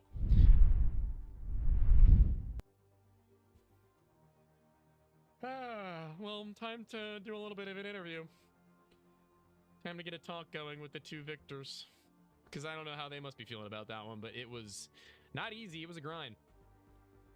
That couldn't have been the easiest game to pull back from and win, but I think that at the end of it all, you looked like you were actually pulling away as the better of the 2 teams. The mental fortitude for Laboom and no one did start to break down towards the finish line. What do you think on the second half was what was best working for you, pardon me, that was allowing you and enabling you? Whose stream were you watching? Started out first half with you, Twigs, his POV, and then we switched over to Laboom. How angry did they get? Not really facial angry expression. so much as just like one of those where, yeah, the facial expressions were a little bit tighter, intense. They die and like head back. It'd be like a little bit of like not passive aggressive comms, but I think at the end it was the second to last round. No one died and be like, I don't know what you wanted me to do. That's what happens when you verse one shot up, bro. It is what it is, man. All right, well, listen, guys. I mean, victory. That's a win. And how did you feel your mental was in that second half, seeing as the fact that I didn't actually get to watch you? You were the ones who needed to make the comeback and eventually did, so. And we were vibing. Yeah, we were vibing, honestly. Big vibes, just having a good time, calming back and forth, not letting it go quiet. It got a little quiet, actually, towards the beginning of that first half, but you finished it out pretty tight, I must say. I mean, it's T-side, and we don't know anything on that map, so... Yeah. Like, we literally couldn't calm stuff because we don't have callouts for it. Like, we would just be saying, he's over there, and then, like, yeah, pinging. It wouldn't be very exciting. I think that's our most under-prepared map. Really? Like, you just don't have a whole lot to go with it? It's just we don't have anything to go with it. We don't have anything to go with it. That T-side is brutal. Listen, a win is a win, team. We'll take that, and you can maybe learn a little bit more about that T-side as time goes by. But until then, I saw you take your W, and you obviously are going to be feeling the record rise. Congratulations to you, and I'm looking forward to see your future matchups, team. Thank you. Absolutely. I'll catch you later. And I will be catching you guys later as well. Games tomorrow and Sunday. I can only assume you'll be staking on those. I won't be around for them, but I'll see you back on Monday for the beginning of week number 6. I will be bidding you adieu, though. Have a good night and sleep well.